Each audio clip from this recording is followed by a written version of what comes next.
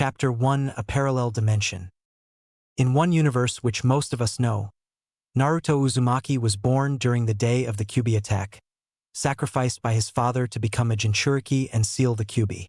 He was supposed to be heralded as a hero who would keep the beast at bay and at one point in time, harness its power for the good of the village hidden in the leaves, Konohagakure, or more commonly known as Konoha. That is, however, something that did not happen, for the information of him holding the beast was leaked before the third Hokage could explain what good there is to it. As such, he was instead criticized as a monster or abomination, for they were mere civilians with little knowledge of how the ninja world works. He would then grow into a world of loneliness with little help and guidance, his potential hampered with only little of it realized only when he grows up. However, the Naruto of this story didn't come from that world or universe. Where he came from, the news of him being a Jinchuriki wasn't revealed until the third Hokage was able to convince the people that he was a hero who would be their guardian. His parentage wasn't revealed to the public or to him, though. That would only invite assassins who held a grudge from his father or those who fear for his potential. He is his father's son after all. He grew up loved and cherished. Thus, he never lacked any attention or guidance, leading to him instead having too much of it and a bit suffocated by it. The Uchiha massacre never happened, as the blame of the Kyuubi attack wasn't put to them. Neither did the Hyuga abduction take place, since the Uchiha were there to catch the culprit instead of killing it.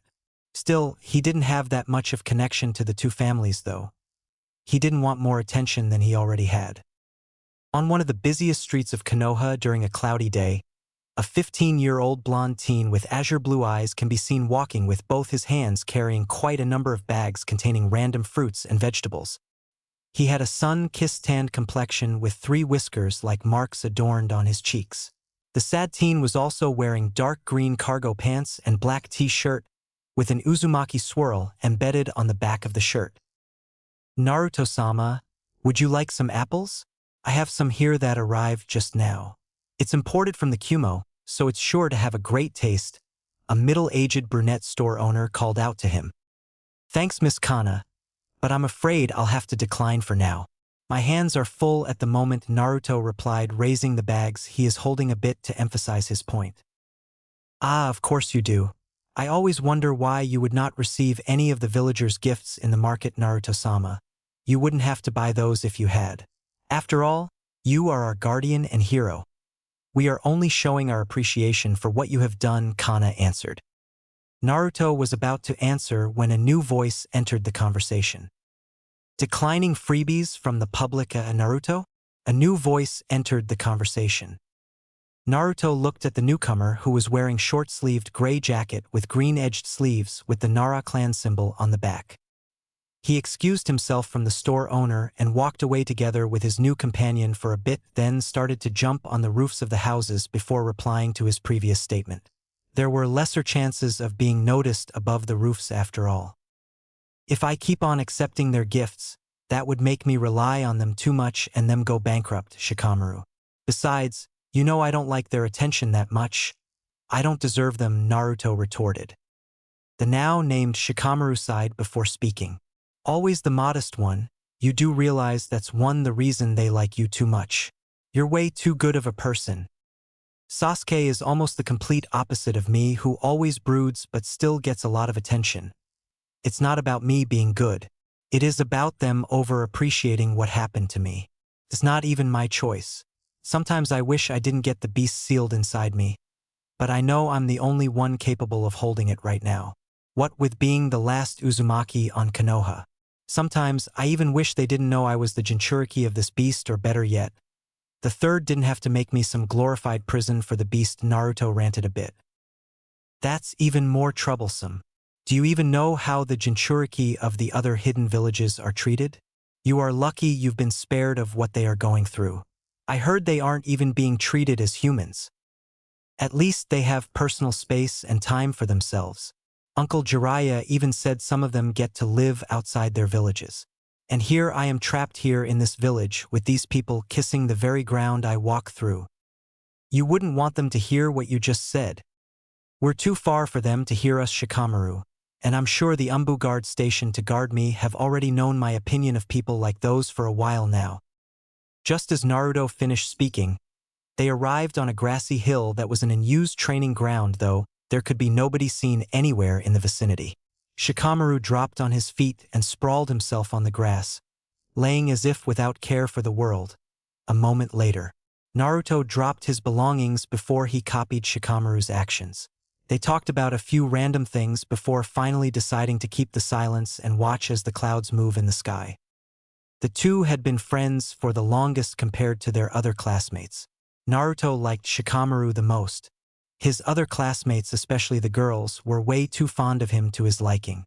One particular pair of them irritated him the most, which were the civilian girl named Sakura Haruno, who had the most ridiculous hair color of all things, and another who wasn't acting like the clan heir she is, Ino Yamanaka.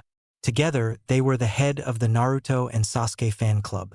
They didn't seem to mind that they had two targets of affection. The only female classmate he considered normal was Hinata Hyuga, who was reserved and calm like how a true clan heir should act. Chuji Akimichi was another friend of him and Shikamaru. The boy ate a lot but was friendly enough to be around. Just don't make the mistake of calling him fat, though, that would mean trouble. There was Kiba Inuzuka, who kept on hitting on any of their female classmates without success. Then there was Shino Aburame, who Naruto couldn't describe in any way but silent and calculative. There are a lot more classmates he had, but most of them didn't have clan affiliation and in turn were to buy their parents to be friendly to Naruto since he was the village hero. Naruto hated being the center of attention. He didn't mind kindness, but there was way too much attention that it was suffocating him. Thankfully, most of the clan kids weren't that way with him. He didn't have too much interaction with ninjas outside his grandpa Hiruzen, Kakashi or Uncle Jiraiya, who was his appointed godfather. While he wasn't told of his heritage, he wasn't dumb enough not to be able to deduce things on his own. He just kept quiet for the same reasons it wasn't revealed to the public. Time went on and the two males fell asleep on the hill while watching the clouds. They usually did this when they had nothing to do between classes or during weekends. A few hours later. "Hey Shikamaru, wake up. It's already noon. We need to get you home before your mother scolds you again." Naruto nudged the boy rather forcefully, only stopping until he saw a reaction. Yeah, I get it. I'll walk home alone this time. My mom would put the blame on me again when she realizes we are being lazy again. Honestly, why does she blame me for you sleeping on this wonderful day? Who wouldn't want to laze around with this weather? Shikamaru sat up and kept rubbing his eyes to clear his vision. He looked around when he didn't get any reply. He noticed that there was only about less than 2 hours before the sun set and Naruto was nowhere to found. Guess he knew I wouldn't want him to take me home this time. He dusted himself off before leaving. Meanwhile, Naruto arrived at his home and dropped his bags. He noticed his godfather was writing something with a lecherous glint in his eyes. Pervert, he thought. Welcome back, Naruto. Had a nap with the Nara kid again? Jiraiya greeted. The name's Shikamaru, but yes, I was taking a nap with him, same spot as always, he answered. You'll be starting your intermediate Fuin training tomorrow. The guidebooks are already in the study room as well as the supplies needed. The ring's there as well. Don't forget to remove the one you are wearing before using the new ring. Otherwise it won't work, Jiraiya said while he closed his book and finished his work. If you had started me earlier, then I probably am more than on advanced already. Seriously, you do realize any Uzumaki has great potential for Fuinjutsu. Look at me. I'm not even that good yet. I blitzed through the beginner's level in less than 3 weeks, which you took. Naruto started but was interrupted. 3 months to learn. Blah, do not need to keep rubbing it on me, you know. I'm not an Uzumaki, Jiraiya finished. GG only took 2 months. The Yondaime took the less than 3 months too. Jiraiya felt insulted. Hey, I got farther than the third in terms of progress and the Minato's already gone. He stopped for a bit, realizing where the conversation was heading to. Ugh, fine. I'm sorry I didn't teach you earlier. It was for your own good. We don't know what a child who is learning Fuinjutsu would do if he sees a cool or amazing example of such art in his stomach. I don't know. Maybe he'd experiment on it for fun without thinking he may release the beast hell-bent on destruction locked inside. He's still young after all, he finished. Naruto was silent for a moment before answering in an almost inaudible tone. I wasn't that immature. A messenger hawk then entered through the window and delivered a scroll. Jiraiya opened it and read it immediately before going to his room and changed his clothes. On his way out, he ruffled Naruto's hair before speaking. Keep telling that to yourself, Gaki. The food's ready on the kitchen. Make sure you seal off some for me to keep the freshness. I'll be back in the midnight. Jiraiya was already on his usual attire that consisted of a green short shirt kimono and matching pants, under which he wore mesh armor that is visible at his wrists and ankles. He also wore handguards, a black belt, traditional Japanese wooden sandals, and a red haori with 2 yellow circles on each side. He was already on the door and was about to leave before giving Naruto a final message. Oh, and don't touch the scroll I left on my table in the study room. It's a relic from Yuzushio and looks pretty advanced. So we don't know what they might be yet, since I was rushed into bringing them here just a while ago and didn't have the time to fully inspect them. I guess the study room's for me alone to enjoy tonight, hee. A chuckle escaped his lips. Might as well eat before reading. Naruto walked through the kitchen and ate the dinner prepared by Sannin. The food was pretty simple. A few egg omelets, vegetable soup, and a pitcher of fruit juice and, of course, rice. The Sannin really did take good care of his nutritional thought about the past while eating. Upon being heralded as the hero of the leaf during his birth, the majority of the clans in Konoha Ninja or civilian requested to be bestowed the right to adopt Naruto. Some due to political reasons, but most of them had been genuinely thankful for his purpose. He was then adopted by Jiraiya of the Sannin with the reasoning that he was the most skilled at Fuinjutsu as well as combat and thus the best choice. They never knew he was his godfather though. Jiraiya wasn't always at home, but he was there from time to time. He was a busy man after all. What with being Konoha's best spy and one of the legendary Sannin. Kakashi also acted as his big brother and moved to the Sannin's mansion for a while as it had plenty of room to spare. Although he moved out when he became a Jounin instructor when Naruto had reached the age of an academy student, 6, and was quite a diligent one, so he trained his students meticulously. Naruto grew up with too much affection and attention that it suffocated him. He had liked it at the start, but too much of something was never good. The children had been taught by their parents to adore him, thus, he found it hard to find true companions that would like him for who he was, not what he is. In addition to the fact that he was already popular as a hero, he was also the top ninja of the year in every year, with Sasuke Uchiha coming in second. This made him even more popular and thus received even more attention that he never wanted. There were times when he deliberately tried to do several bad things, but nothing too severe to see what the reaction of the public would be. Alas, unlike most kids who would be scolded, his actions were treated differently. When he tried to verbally bully somebody, that one would be hated by everyone for a while. When he fought for the wrong reason, the defendant would be considered the offender and he would be the victim. He had tried pranking only to have the people pass out his pranks that would sometimes compromise stores as childish humor. Heck, that was just last year and he was 14 already. He hated that he was overappreciated. He hated that nobody treated him like a normal person minus. He hated that they would suck up his ass even if he was on the wrong. It was unfair. He didn't deserve any of those. He wanted to live a normal life where he could focus on being a ninja and not a public figure. Naruto's train of thought was broken when he realized that he was getting too emotional over something he had no control of. He finished his meal and sealed of what he divided for Jiraiya for preservation.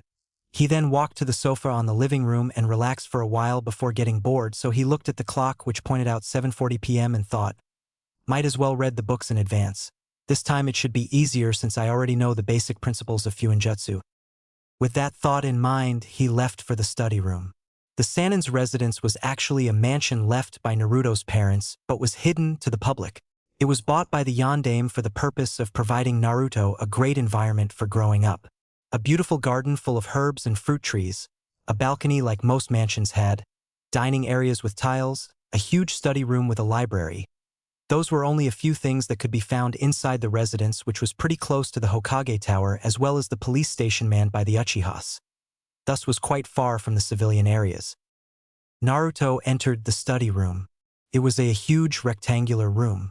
Its walls of the room were made of wood that were supposedly created by Shodai Hokage, so they lasted longer with their aesthetics being preserved beautifully due to the addition of the preservation and other aesthetical improvising seals etched on the different parts of the room.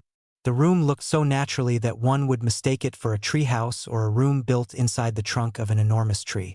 The tables, chairs, and shelves for books were even made from the same materials. The ceiling itself were made of leaves that could be easily compared to the numerous trees spread throughout Konoha, though they are only wallpapers enhanced with fuinjutsu to look like real leaves. The first area upon entering the room was the main study area. It had 3 study chair and table sets separated for him, Jiraiya, and Kakashi. Kakashi's area had been unused for a while now as he had already moved out of the mansion. The Sanin's area was the busiest one.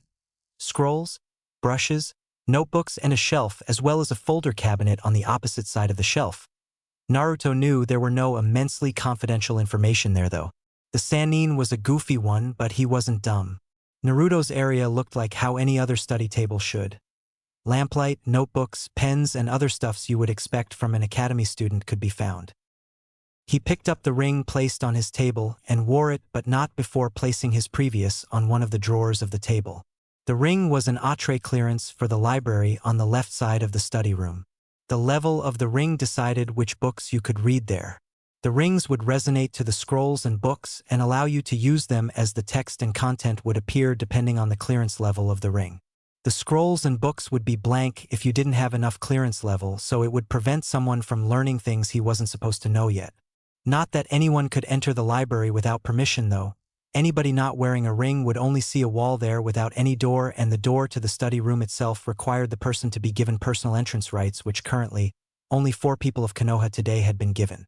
The third Hokage being the 4th person to have entree rights other than Naruto, Jiraiya, and Kakashi. The library itself, which was on the left side, had a higher ceiling due it being full of books, as such needed a second floor for the hundreds of books and scrolls contained by the shelves and cabinets. Some of the information that could be found here cannot even be found in the Konohanin library even on the highest clearance. The Hokage's library was another topic though. The right side of the room was a relaxation area, or so as the Sannin said. That side of the room was Naruto's favorite, as he had always wished to bring his Nara friend there to relax. It was area inside the study room that was a portal by itself. The fuinjutsu work made there was sure to be very advanced. Outside the area, when one would look at it, it was just a simple space with tons of seals written on the walls that overlapped with one another with a door on the end of it. Too complex for even Jiraiya to make, it was the joint effort of the yondaime and his wife that made it possible. Upon stepping inside the area, one would be amazed. It would take you a place that looks like one of the beautiful clearings of the great Mount Myaboku, aka Land of the Toads. The door at the end of the room was actually a dimensional rift that would take you to the actual place and not just the illusion which the actual room actually was. Not that Naruto could use it for that purpose. To him, it was just a door whose other side was solid wall. As of right now, only Jiraiya could use that door, as only he was a living person who had signed the Toad contract. There was no denying that the room gave a tranquil and natural feeling of being in a forest. Jiraiya said that the yondaime and his wife purposely worked hard to make the study room designed this way to give them full concentration when studying. Jiraiya had introduced Naruto to this study room when he started his academy days. His first ring being an academy student clearance level ring, then level 1 access, and right now which the level 2 access was. There were 10 levels and Naruto knew he had only seen the tip of the iceberg. The prospect of having complete access to all these books gathered by his predecessors, which were the Uzumaki of the Uzushio, made Naruto felt very excited. These books and scrolls were what were collected by Konoha on the fall of Uzushio. Luckily, they had salvaged a little, which were these books. Most had been already plundered by the joint forces that attacked the hidden village. Speaking of Uzushio, I wonder what that scroll Jiraiya had brought, Naruto thought as he looked at the table of his sensei where the scroll was placed. Naruto's curiosity was even more piqued when the said scroll started to glow. He was entranced by the faint glow and started to walk close to the Sannin's table, which were only a few steps away. Each step taken slowly like he was being hypnotized. Come closer, kin of the Uzumaki. At least one of us must be saved. Something whispered to his ear as he stepped closer. He was in front of the scroll as he extended his hand to touch it. Don't! The door slammed open and the loud voice of Jiraiya echoed on the room. "Naruto, don't!" The voice of Jiraiya stopped Naruto on his tracks, effectively shocking him out of the hypnotic trance he was in. "That scroll was salvaged in the ruins of Yuzushio. I found it on a place that was once called the Tower of Desperation. We don't have any idea of anything that might be contained within that thing. Don't remove your hand on the scroll left. It's still glowing. You might have activated some sort of mechanism." The Sanin's voice held both panic and concern. He schooled his expressions before walking forth towards Naruto. Naruto's eyes grew wide as he looked at his extended hand and realized the severity of the situation. True to Jiraiya's words, the scroll was glowing and his hand was still on it. The scroll suddenly opened and random inscriptions burst forth from the scroll, floating around Naruto, encircling him. Jiraiya's study table and anything along with it were blown away. Naruto was about to move, but Jiraiya's words stopped him. "Don't move, Naruto. Let me inspect the situation first." Darn. Why did I have to be such a dumbass touching the stupid scroll, Naruto thought to himself. He didn't notice that his body was starting to become clearer, as if vanishing. Jiraiya himself was too busy inspecting the inscriptions that he wasn't able to notice it. This is no simple feat of Fuinjutsu. Seals, runes, glyphs, and many more are intertwined. What have you gotten yourself into this time, Naruto? He looked at Naruto, only now noticing his vanishing body. No. This can't be. I can't lose you. He dashed forth, hoping to trespass whatever was encircling Naruto, but was bounced back by the floating inscriptions with a rather strong force. He could only watch as Naruto vanished along with whatever that had made him vanish. Jiraiya ran towards the scroll only to find that it was already blank. He could no longer detect any residual chakra from the spot where Naruto stood before. He fell into his knees, his shoulders slump and eyes watery. Why? It started off as a whisper but got louder till it became a full-blown scream of anguish. He had lost Naruto, his beloved godson. "I shouldn't have taken that scroll. I shouldn't have left. I shouldn't have." His voice trailed off. No longer was any his composure left as he cried like a child who had lost everything. Naruto's eyes opened slowly. He stood up and looked around, taking notice of what seems to be never-ending white space that extended to who knows where. His eyes stopped on a figure. It was a woman with a fair complexion, cerulean eyes that were bluer than even Naruto's azure ones, silver hair flowing as if the being blown by a non-existent wind, and her body comparable to the most beautiful woman of the elemental nations. She was wearing a pure white gown that gave of an aura of purity. "I see you are already awake. Naruto Uzumaki of the elemental nations." Even her voice screamed of innocence. "Where am I?" Naruto replied. "You are pretty calm for your situation. Any other would be panicking already. I was sure your memories weren't affected by the travel. It can't get worse than this, wouldn't it?" "Now that's just asking for more." She showed a deadpan face. "I guess you're right, miss. You can call me anything. I don't really have a name. Not that I'd keep whatever you would call me in memory. I've already received more names than I could count," she answered. "Shiro, guess I'll call you Shiro then." Naruto had named the girl based on her appearance. "White, huh? Sounds good to me. Kind of boyish, but it's not that I really have a gender after all." Now that tidbit of information surprised Naruto. "I should have expected there was more to this situation than meets the eye. If you would, please explain me the situation I am in." The woman clapped her hands. "Gladly. I was getting bored of the conversation we were having." Naruto shook his head in mock disappointment on the person's choice of words. "You see, we are in the boundary of two dimensions, parallel ones at that, and I am the gatekeeper that makes sure your passage is safe and does not disturb the balance of neither the dimension you left and the place you will be going to," she started. Naruto raised his right hand as a show of respectful interruption. "Will it be possible for me to cancel contract that has sent me here? And can you also please elaborate why I am being sent out of the elemental nations?" "Contract, eh? Nice choice of word. That actually sums up your situation. You are under a contract of dimensional transfer. But no, the contract does not involve any way of you canceling it or coming back to your original dimension, the being replied to him. So that was what the scroll was? Yep, the scroll is actually a contract of dimension transfer. But as you know, something as great as that can't be done without any sacrifice or trade. The price had already been paid long before you were born, so no worries. Yuzushio sacrificed the lives of 12 persons for it to work.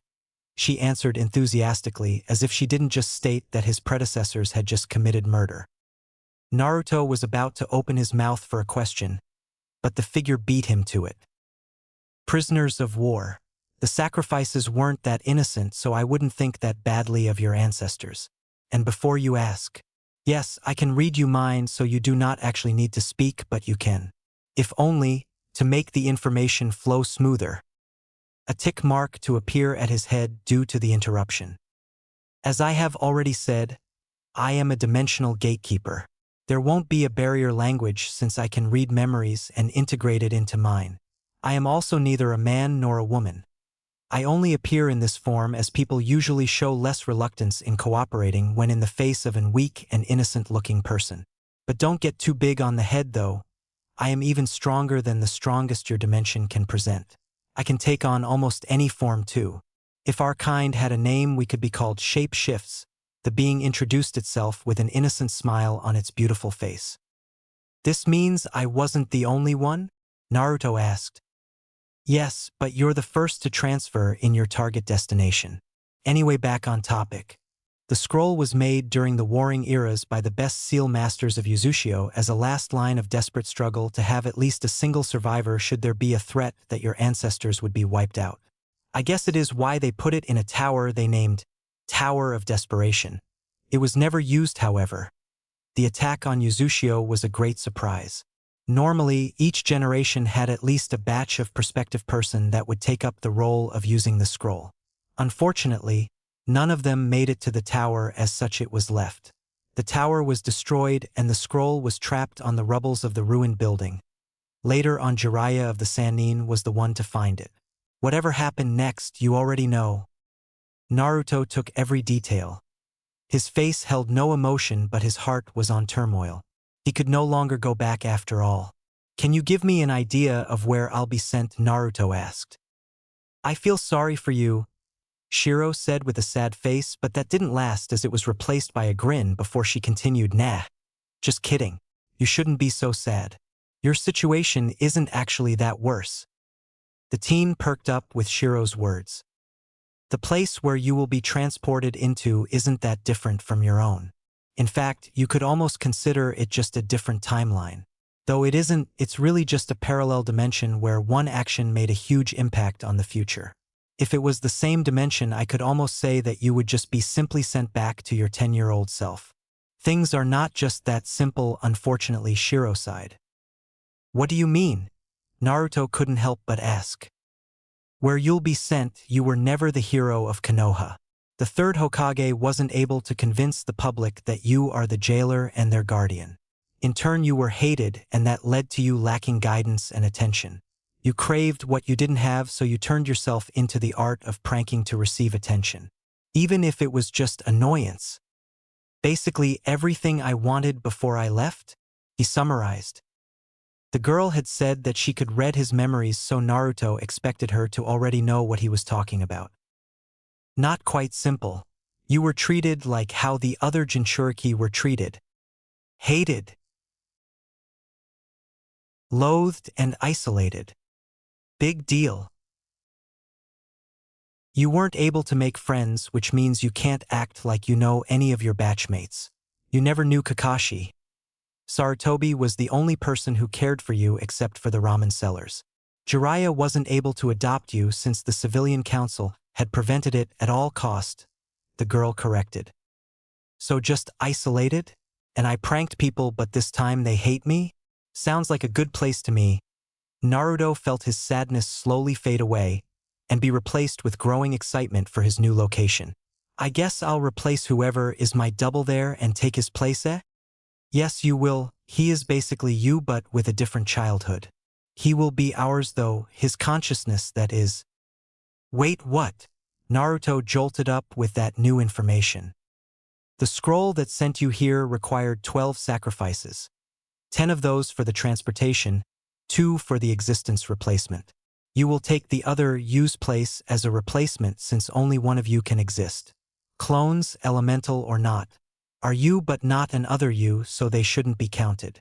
Any human-made you, in any way or experiment, will also be not another you since they will have an individual existence, like a signature soul, for they will be created in that dimension and not outside of it like you are. You see, parallel dimensions usually have peoples with counterparts, dead or alive. Those with counterparts must replace their counterpart to not upset the balance. The Naruto there has the same soul existence as you, so you can't exist in the same time and place. This is why we will be taking him. What we will do to him, you will have no concern as you will not be affected, Shiro explained for him. My head hurts a little. Of course it would, haha. Just accept the situation. We wouldn't want paradoxes to intervene with the multiversal equilibrium. Naruto decided to rid himself of the headache and simply decided to agree. Fine, what else should I know?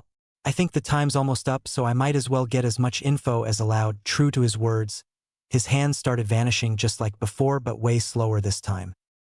Don't worry, you won't be sent there unless I allow you.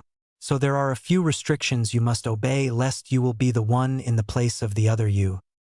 Naruto gulped, not even remotely wanting to know what would happen if he disobeyed what she would tell. First and foremost, you can't come back to where you came from.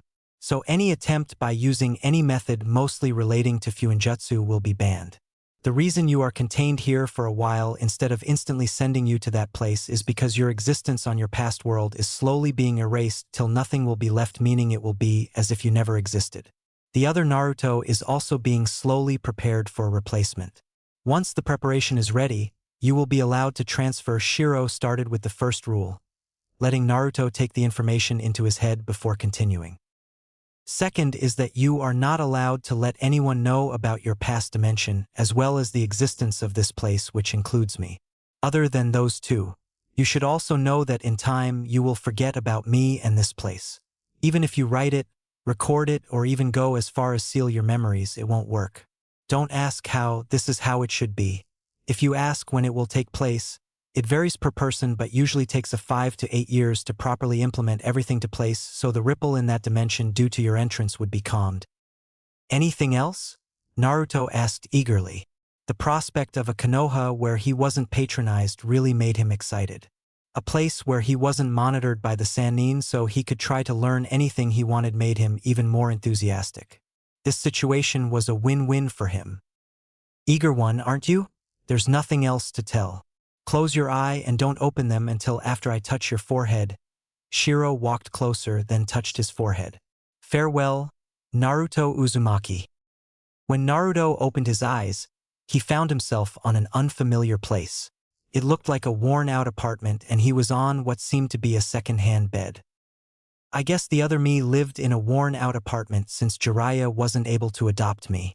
As long as I am not the center of attention and I can do what I want without anyone looking at me, which would be fine for me, he thought to himself. In reality, he was actually displeased with his counterpart with how unorganized and dirty the apartment was. He walked to the restroom and looked at the mirror. He noticed that his hair was cut off, unlike himself before, who liked to grow his hair longer, much like his father. True to Shiro's words, he was about 9 years of age based on his appearance. Yash! I'm gonna make this place clean and shining by the end of the day. Thus, he pumped up his arm and started his work. The next day was quite tedious for the 9-year-old kid. He had just realized that his closet contained nothing but orange jumpsuit that made him cringe to infinity. Sure, he liked the color orange and yes, it was his favorite color. But he would never think of having only those and spare white tees and black pants. It was an eyesore. He had also realized that his fridge was also full of ramen packs and no other food other than spoiled milk. How his counterpart lived with only ramen as his diet, he could never figure out. These realizations lead to Naruto deciding that he must buy new stuffs in order to make his daily life less horrible. A future ninja without proper equipment and nutrition is bound to be a dead ninja. It took Naruto only 3 clothes shop and 2 restaurants to learn the reason as to why his counterpart didn't have a good sense of fashion or diet. It was because of his status in the village. He was the pariah. No wonder he couldn't get anything decent no matter what it was. Naruto then made his choice of going to the one place he was sure to find the proper equipment and treatment he needed. The place he was thinking about gave excellent quality goods but not without a higher amount of payment than regular stores. It was the Higurashi Ninja Store. It was a ninja store, so they were bound to know the difference between kunai and a scroll. As Naruto entered through the door, he noticed that there were almost no differences between his previous dimension's memory of this place as well as the current one.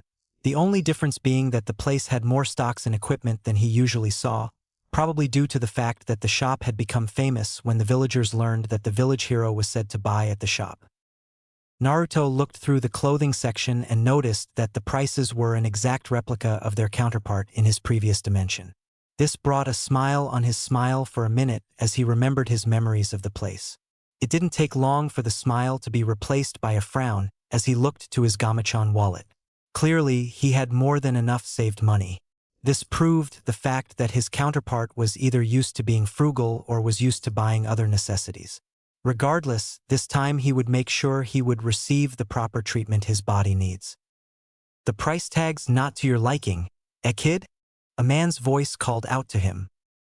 Naruto looked to the man and noticed that it was a tall dark-haired man with a scar on his right jaw. His muscles were clearly built for strength and not speed. Probably due to constant lifting of these equipments, Naruto thought to himself before answering. Not really, I was just wondering if you would let me buy or chase me out like most of them do. I don't actually remember that I pranked this place. So, he left the words hanging. You may not remember whether this shop was a victim of your pranks, but I do. It was 2 months ago. You decided to put long-lasting glue on the entrance and dyed it specifically to match the flooring so it would go unnoticed. Of course it didn't work. A simple trick like that won't work on a ninja store. I'll give you credit though. I never figured out when you put them in the first place, the man stated. Hee, I thought you wouldn't remember. I guess I should show myself out then, he said as he scratched the back of his head. Naruto started walking to the exit, but a hand that was placed on right shoulder stopped him dead on his tracks. Nonsense, you are a customer. And just as I had said, it was a harmless prank. It never really did any damage to the shop, so I do not hold any sort of grudge against you. Besides, if a simple prank like that would go unnoticed in a ninja store, then it would only spell out incompetence for the store owner. This brought a smile to Naruto's face as he faced the tall man. My name is Naruto Uzumaki, and from now on, consider me your loyal customer. A patron, you could say. Naruto extended his hand in a gesture of shaking hands as a sign of respect. The man shook his hand and smiled brightly. Kenzu Higurashi at your service. Feel free to choose anything. I'll give you a discount this time as a reward for your future patronage. Better yet, I'll even throw out a storage scroll so you could carry your items easier. Naruto thanked the man for his kindness. After the exchange, the man had left Naruto to his own devices to let him have his choices, but not before reminding Naruto that he wasn't allowed yet to buy any weapon with the exception of the practice items. He picked up a few set of pants and tees as well as a few shorts. He didn't forget to bring specific clothes for training too. Those ones had a sturdier fabric as they needed to be more flexible and long-lasting. He also picked up a few practice kunai, shuriken, and target practice marks. He then brought the items to the counter to pay for them. There were a lot of the items, so he brought them with a cart. I'm guessing you are filling up your closet with a new set of clothes, huh? I don't really see you with any other clothing other than that eyesore you are wearing right now. So what brought up the change? The man told Naruto upon arriving at the counter. Naruto could feel something was off, but he couldn't pinpoint what it was, so he shrugged it off as a hunch. Nothing. I've always tried to buy new clothes at the civilian shops, but they always send me out without even letting me pick anything, so I figured to give them a taste of their own medicine. Through pranking. I've never tried to buy at ninja stores, so I never knew they were more accommodating. The man laughed out loudly for a bit, before speaking, ha ha ha. Serves them right for not knowing the difference of a kunai and a scroll. Kunai and a scroll? Naruto asked, his eyebrows raised as if to emphasize his curiosity of such a comparison. Naruto knew that the man was comparing his situation to the items mentioned. Him being the scroll that was containing the beast inside his stomach, who was the kunai. He acted oblivious despite knowing the fact in order to cement his alibi of innocence about the topic. Unfortunately, his act wasn't able to fool the man. You may fool them, Gaki, but not me. I'm 100% sure that you know just what I mean. How? Naruto was dumbfounded. He didn't remember anything that would make the man learn of his newfound knowledge. You acted too normally, the man said cryptically with a straight face. Please elaborate, it was too vague and Naruto needed answers. These past few years up to last week that I saw you, you were too brash and boisterous. A few days later, here you are, calm as a lake. You also lied to me about not buying on ninja stores. Where else would you get ninja supplies such as smoke bombs and ninja wires? It's just that you were fond of the attention given to you due to your pranks that you neglect buying actual necessities for your own. If there is one thing I am sure of, it is that you just recently realized what you are. Otherwise the changes wouldn't be abrupt but rather, it would be slow-paced but consistent, Kenzu elaborated. I guess it was a dumb move then, Naruto replied. I wouldn't call it dumb, more along the lines of immature. Don't worry, the civilians won't notice it and the ninjas would actually like a break from your pranks. Everybody knew you were bound to figure out something, just not this fast. I won't ask how you came to realization. With how you are being treated by the population of Konoha, it's some inevitable. You can be at ease regarding me too. I won't judge you for what you hold, nor will I tell them about what I know. The man smiled at Naruto after ending his speech. Aren't I too young for this kind of conversation? Naruto asked the man. Are you kidding me? You are a ninja academy student, you are literally being trained to kill. Add that to the fact that you are a Jinchuriki who is isolated due to being misunderstood. Isolation brings forth maturity, kiddo. There is no doubt you understood all that I've said. Besides, Kenzu looked at Naruto in the eye before continuing. Those eyes don't belong to a 9-year-old kid that simply does pranking to get the tiniest piece of attention given to him. They may not seem too matured, but there is no denying that those are the eyes of someone that knows what he is and what wants. Eyes that already accepted himself and will stride forth towards his goals with conviction. The conversation stopped after the man's speech and the place grew silent afterwards. Naruto didn't know what to reply. He didn't think he was that easy to read, so he took a mental note of raising his skills in hiding his emotions. Then again, the man was probably an experienced shinobi and Naruto only had 15 years of living under his belt. Kenzu then took all the items and packed them. He sealed them on a scroll so that Naruto could carry them easier. Naruto bid the man farewell and left for his next stop, food. He sat on one of the chairs of the Ichiraku ramen shop and called out for his order. Luckily, there were no other customers who would bother him, so he ate with peace and gusto. He didn't find the place nor the conversations to the old man Tucci and his daughter Iam strange or awkward, as he was friends on the both of them on the parallel dimension where he came from. Apparently, the color orange wasn't the only thing him and his counterpart both liked. Their favorite food had also been the same, except for the fact he wasn't as addicted to ramen as his counterpart. It didn't take too long for him to finish eating, as he didn't eat too many. The Ichiraka family found it strange that he ate too little but didn't pursue the topic nevertheless. After eating, he went straight to his home. It was useless to go to the market as only civilians sold fruits and vegetables as well as raw meat. No ninja had spare time to do menial tasks such as growing their own food, which meant that he won't be able to buy anything nutritious for a while. He decided that he would save money to buy or at least rent his own house that had a spare space to grow his own goods. His father's mansion wasn't supposed to be given to him until he reached the rank of jounin, so that also meant that he would not have access to the study room located there for a long time. Buying a house was quite expensive for a civilian and to some extent a ninja. However, renting was not impossible. You just have to pick the right one that wasn't too extravagant in terms of aesthetic beauty. Not that Naruto needed that. In fact, he wanted to be as inconspicuous as possible, so a simple one would suffice. His musings were stopped when he arrived at his worn-down apartment. Apparently, his place was often targeted for looting and vandalism for a while now. He had noticed the faint color of paint in the outer walls of his place. They were probably remnants of the vandals that were there before. There were also missing things that should normally be expected inside his apartment which were present in the other residence but wasn't on his, so they were probably stolen.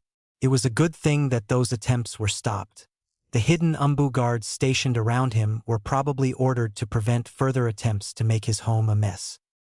Naruto inserted the lock to his doorknob and entered his apartment.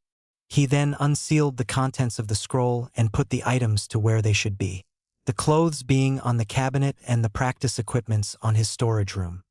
He walked to the restroom, which required him to pass to the door of the kitchen when he noticed some things on the table. When he walked closer, he saw a note which he then read. Figured you'd want a change of diet along with the wardrobe change, Kenzu. His eyes widened and he opened fridge to confirm what he was thinking. True to what he just read, his fridge was filled to the brim with different kinds of ingredients: milk, honey, vegetables, fruits, raw meat, and even some neatly stacked tray of eggs. His counterpart self would probably be emotional for this kindness shown to him.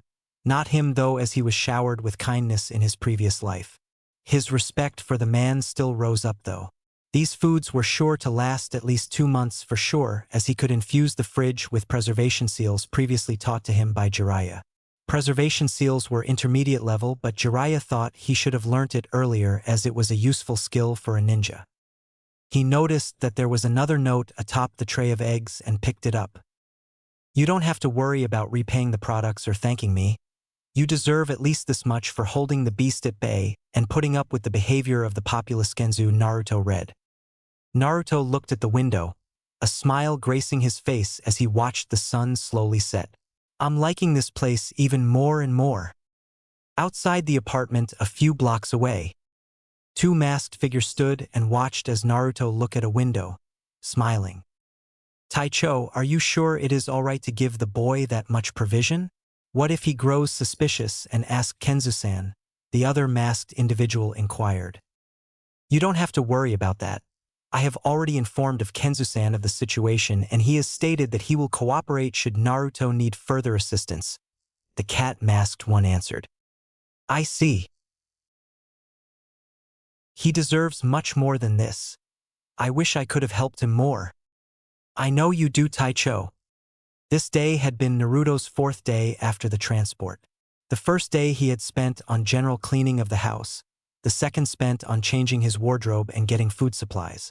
The third day, which was yesterday, was spent on buying new furniture for his house as well as a little research about anything in general. He realized that his house needed a makeover, and since he had spare cash and with enough food on his fridge, he decided to go with the plan. Unfortunately, though his supplies needed for training and living were already secured, he no longer had any savings left. This morning had been rather great in the Konoha. The weather was beautifully clear, neither too sunny nor too humid. The birds were chirping, singing their melodies. The people were busy with their own businesses. The children were playing with one another with glee. Naruto had always been fond of days like this. During his previous life, he and Shikamaru would spend days like this lazing around Training Ground 3 when they had spare time. Training Ground 3 was a rarely used training ground, as there was a grassy hill there with a single tree which provided shade. The landscape was elevated and thus, not too practical for training. It was rare to find anyone there. It was the perfect place for him and Shikamaru to nap until they grew bored of lazing around. Unfortunately for Naruto, he could not just simply walk to that training ground, as it would be too suspicious for him to walk there when the said training ground was not a common place for a 9-year-old kid. Naruto was taking his time relaxing on the kitchen with a ladle on his hand, humming a tune while stirring the stew he was cooking. This was when a loud knocking and a familiar voice was heard on his front door. Naruto, open up! The familiar voice yelled out again. Naruto walked to the door to welcome the person, who was yelling quite rudely, "Coming!" He shouted back as he was still far from the door. When Naruto finally opened the door and saw the person, his mind suddenly went to panic. Crap! I knew I forgot about something major. I was too busy about correcting my current lifestyle that I forgot about the last thing I should have forgotten. How could a student ever forget about going to school? Naruto was already panicking inside. His past self may had liked lazing around, but he was not a delinquent. He had never missed even a single day in class without a proper excuse. What the hell were you thinking making 3 absences in a row? Don't you know your grades are already on the verge of being blank space, and here you are lazing around with no care in the world? Just what were you? The man's rant was stopped when he looked around Naruto's apartment. Just the perfect opportunity for an excuse, Naruto thought. Naruto scratched the back of his head as an act to reduce the tension, chuckling to further diffuse the man's growing annoyance. Irika-sensei, the other day I thought I'd do some cleaning since my house was too much of a mess. The house was so messy, so I took longer than I thought. I was gonna come to school today though. Since you're already here, why don't you accompany me and have a breakfast? I actually cooked more food than I could eat. I was thought of having it for lunch. But since you're already here. He left the words hanging and walked to the kitchen to put the finishing touch on the stew. Naruto readied 2 bowls for him and Irika, who was now seated on one of his new chairs. The Chunin instructor had been silent for a while now, not that Naruto minded it a bit. As long as Naruto got away with his absences, he was okay with the man keeping his opinions for himself. What Naruto didn't know was the internal turmoil that was going on the head of Irika. The man's brain was on shock, trying to process the changes that Naruto he had seemingly undergone over the past few days. He had not only cleaned his apartment, changed his wardrobe and refurnished the said apartment, but he had also gone a 180-degree change in attitude. The Naruto that Irika had known was a boisterous knucklehead who had been equally fond of the color orange and ramen. Meanwhile, this Naruto acted very different from that one. This Naruto was reserved, calm, polite, and most importantly, this Naruto does not have a verbal tic asterisk debeo. He even had a new haircut. Irika felt that Naruto looked like somebody familiar with his new look, though he couldn't put his finger as to who he looked like. Right now, Irika felt like a total stranger around this new Naruto. Irika's train of thought was stopped when an exquisite aroma infiltrated his system. He shook his head out of his stupor and looked at the source of the delicious-smelling aroma. Looking in front of him, he immediately saw the source. It was the stew that Naruto had invited him into eating. He could see the outline of chicken meat as well as a few vegetables he could recognize in the stew. He even cooks nutritious food instead of just boiling ramen, Irika thought. Irika-sensei, it's rude to keep the food waiting, you know. He even has table manners now. Apparently, Naruto had already taken his seat on the opposite chair and removed the apron he was wearing when Irika entered the household. Irika looked around and noticed that he had already prepared the table as well as the food down to the last detail, silverwares included. The Chunin kept his silence, still not fully able to process the situation. He felt so awkward that he couldn't even trust his voice. So instead, he nodded to Naruto and started eating. Upon taking his first spoon, his eyes widened. The stew wasn't just good, it was great. This made Irika feel even more like a stranger to Naruto. Both of them finished the food in silence. Not one word was said during the meal due to the same reason. Both persons did not know what to speak of due to different reasons. Irika's reason was that he felt like a total stranger to Naruto due to his sudden change of behavior, while Naruto just didn't know which words to say. In his previous life, he wasn't that close to Irika as the man had only been his instructor for his first 2 years in the academy. This time, Irika would seem to be his counterpart sensei for a longer time.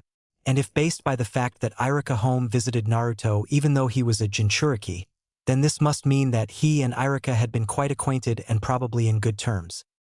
As Naruto excused himself from Irika to clean the tables and clean the dishes, the Chunin had finally mustered the courage to open a casual conversation. So, what brought the sudden change? He started. That was the same thing Kenzu asked last time. Guess he must be just as awkward to me as I am to him, Naruto thought before replying, puberty I guess. He was cleaning the dishes while he said this. You're 9, Irika stated with a deadpan face. I guess I'm an early bloomer then? Naruto felt that the conversation wasn't going as smoother than it was supposed to be, so he decided to be the one take the step to make the conversation more comfortable. It's still 7, Irika-sensei, and the class doesn't start till 8. Do you mind if I go to the school with you? Naruto knew he wasn't the best in making conversations, but figured that at least he tried. That would be fine, I guess? Good. Then I'll just finish washing this and we're good to go. Silence ensued again after the brief exchange. Naruto was fast enough to change to his school clothing and bring his textbook as well as all his other academy items. He had already done the process in his previous life, so he was familiar to the things he should be bringing. The two walked in a moderate pace and arrived at the academy a few minutes later. During their walk, Naruto noticed that the populace of Konoha had been giving him strange looks, as if they did not know how to respond to his sudden change. As they walked towards the classroom, Irika could no longer take the awkwardness and decided to clear himself in front of Naruto. Look, Naruto, whatever brought the change. I'm happy that you are finally deciding to take your life seriously. I know that your life isn't easy as most of the children as you are living alone, but skipping classes for pranking would do you no good either. You must do your best and take your lessons at school to heart.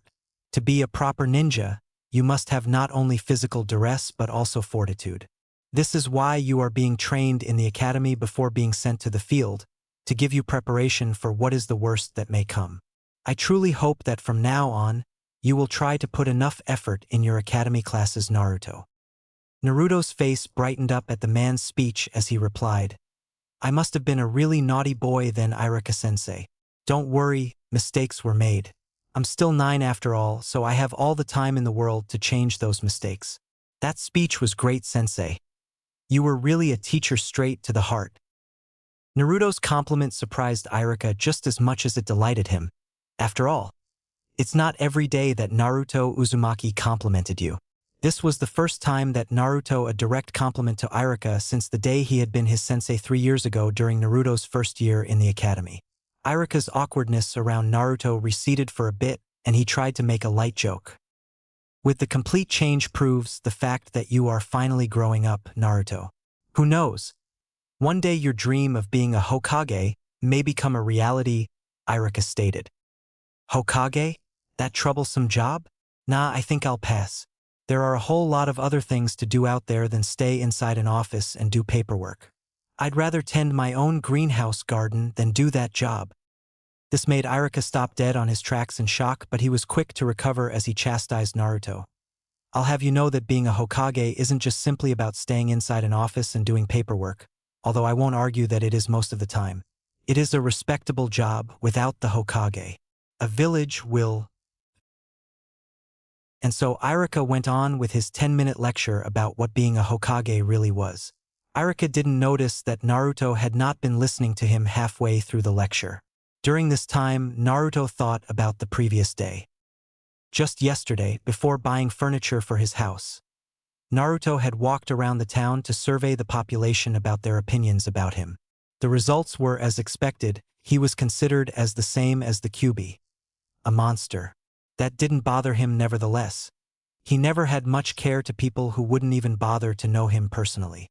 His previous life, he was hardly considered as Naruto the Kid, but rather, he was known as Naruto the Hero. This time around was no different than back there. These people considered him as Naruto the Monster. He also found out that his counterpart had a dream of being a Hokage. Naruto figured out the truth behind that reasoning. His counterpart didn't actually want to be a Hokage for the position. He wanted the position so that he would be given attention and respect. Him, however, didn't need that same attention and respect as he had loads of those in the past. What he needed was life. Living life, doing what you want and discovering new things. The fact that the face of the 4 Hokages on the mountain was the first thing you would see upon exiting Naruto's apartment was probably another factor. The study room in his previous life was massive and he hadn't even seen the best of it. He wanted to know more, to learn more. For that, he must grow stronger. As knowledge meant being painted as a target, anybody who has learned too much would surely catch the eye of powerful individuals. Knowledge is indispensable. Science, technology, astronomy, chakra manipulation are only a few examples of knowledge that can turn the tides of war or make a nation prosper. He had no time to sit around and do paperwork inside an office for years. And thus, Naruto decided that he must train to be strong enough so that even a Kage would be no match for him. So that in the future, he could do what he want and nobody could intervene with his work. He would not be bound to Konoha. Knowledge existed everywhere and not just in this village. So why must he lock himself up in this place? And that's why you should respect the position. Irika had finally finished his rant. Luckily, Naruto had noticed this and went with the flow. I guess I'm sorry for undermining the work of the Hokage then, Sensei. Why don't we go to the room already? We have less than 5 minutes before class. Irika looked at his watch and nodded. The two walked straight to the room with moderate pace. Irika was first to enter. As Naruto entered through the doorway, he heard a set of loud gasps. He looked to the source and found his classmates staring at him with varying facial expressions, most of them being shocked. Naruto knew it was his sudden change of clothes that made them notice him. What he overlooked was his change of appearance too. Yesterday he had asked Kenzu for a barber who would trim his hair a bit. It wasn't necessarily a new hairstyle, more like a simple haircut that reduced his hair. It wasn't that they never saw Naruto with this haircut. He had to have a haircut every now and then after all. Or else his hair would grow so long that it would make him look like a girl. It was just that his wardrobe change was accompanied his haircut that it emphasized its effects to his classmates. Naruto looked around the classroom wondering where his seat was supposed to be. He hadn't thought that there were no name tags on the seats in this place. During his previous life, the academy was organized enough that they had made specific name tags that were put on the table of each student so that there would be little to no confusion upon the start of the school years. When he was looking around, he noticed that Shikamaru had been subtly signaling him to take the seat on his right. It was probably his place. Naruto then walked to the seat. Just as he had seated himself, Irika called out for the class to start. Getting over their shock, the class stood up and gave the compulsory greetings. So, what brought up the sudden change, Naruto? Shikamaru asked him just as they had finished greeting. That's actually the third time somebody asked me that same question in a few days. Are you in some sort of conspiracy? I don't think I need to be in a conspiracy to ask that obvious question. It would be stranger if I chalked it up as a common occurrence of somebody turning 180 degrees in personality, especially somebody of your kind. Naruto sighed, feeling too tired to explain his alibi once more. You were never the type to directly confront somebody to know something. You were always at the sidelines, watching and observing silently till you come up with the perfect conclusion, which means that you can't come up with an explanation this time around, at least one that has little flaws. Naruto's answer surprised Shikamaru. A chuckle escaped Shikamaru's mouth just as he replied to Naruto's assessment of him. Another puzzle piece added again, huh? You were also never the observant one, Naruto, but rather, you were the weird one. I could never know what to expect between that brain of yours. You manage to surprise me every time. I think I have you all figured out. Trust me, it's too troublesome to explain the reason. Besides, haven't you thought that it would be something simple? Like, what if I just grew up? Shikamaru's eyes narrowed with what Naruto's reply. I may know only little of you, Naruto. And one of those is that you never have a simple ulterior motive. But if you don't want to say it, then who am I to pry for more information? Hey, you two. The class has already started. The voice of Irika boomed and it stopped the two from conversing. The whole class suddenly started laughing at the expense of the two.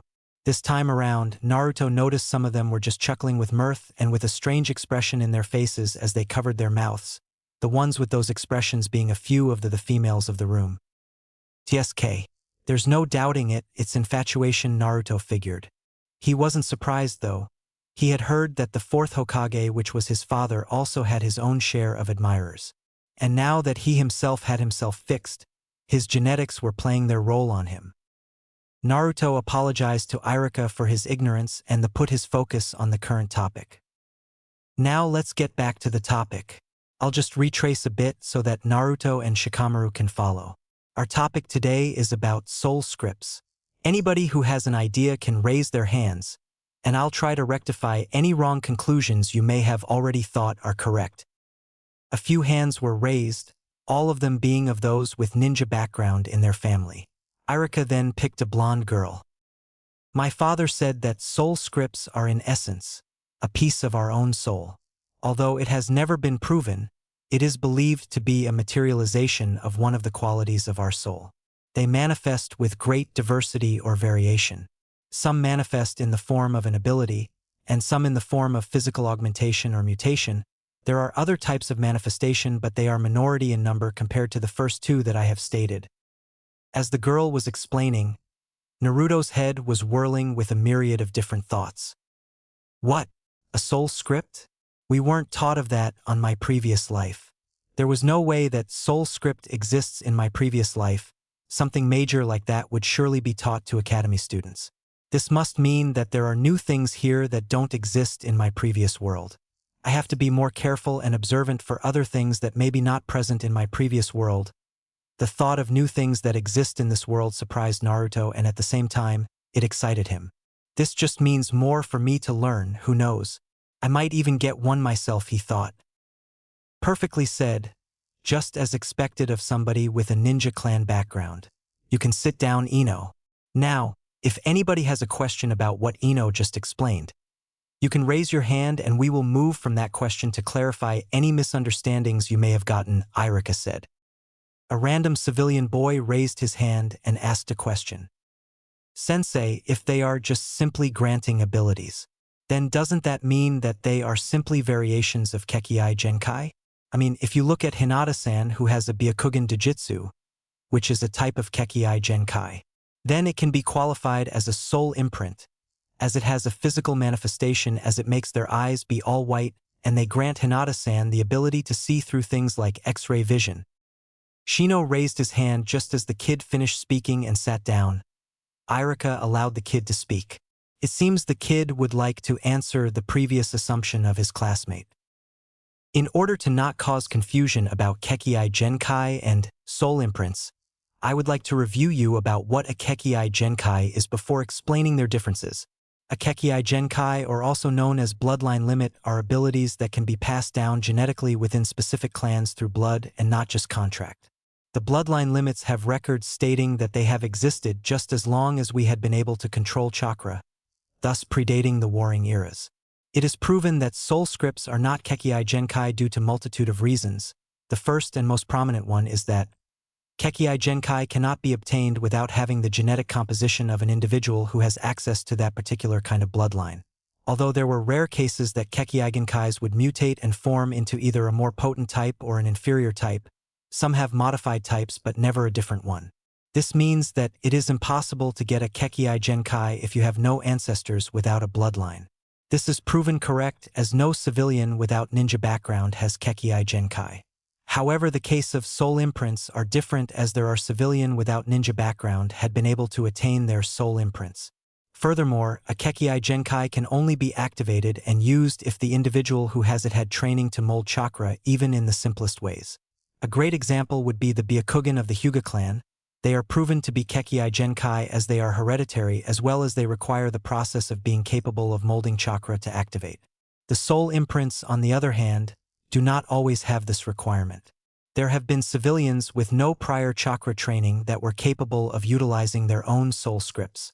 Also, while bloodlines require chakra to be utilized, some soul scripts do not. I believe it would be best if Sensei would give us an example for this. Those were very good representations of the difference between soul imprints and bloodlines, Shino. Actually, as of now, we do not actually have a great understanding of what soul imprints are, so you shouldn't be surprised if you don't find anything about it in the Konoha library with your current access. The earliest record of their existence were during the warring eras.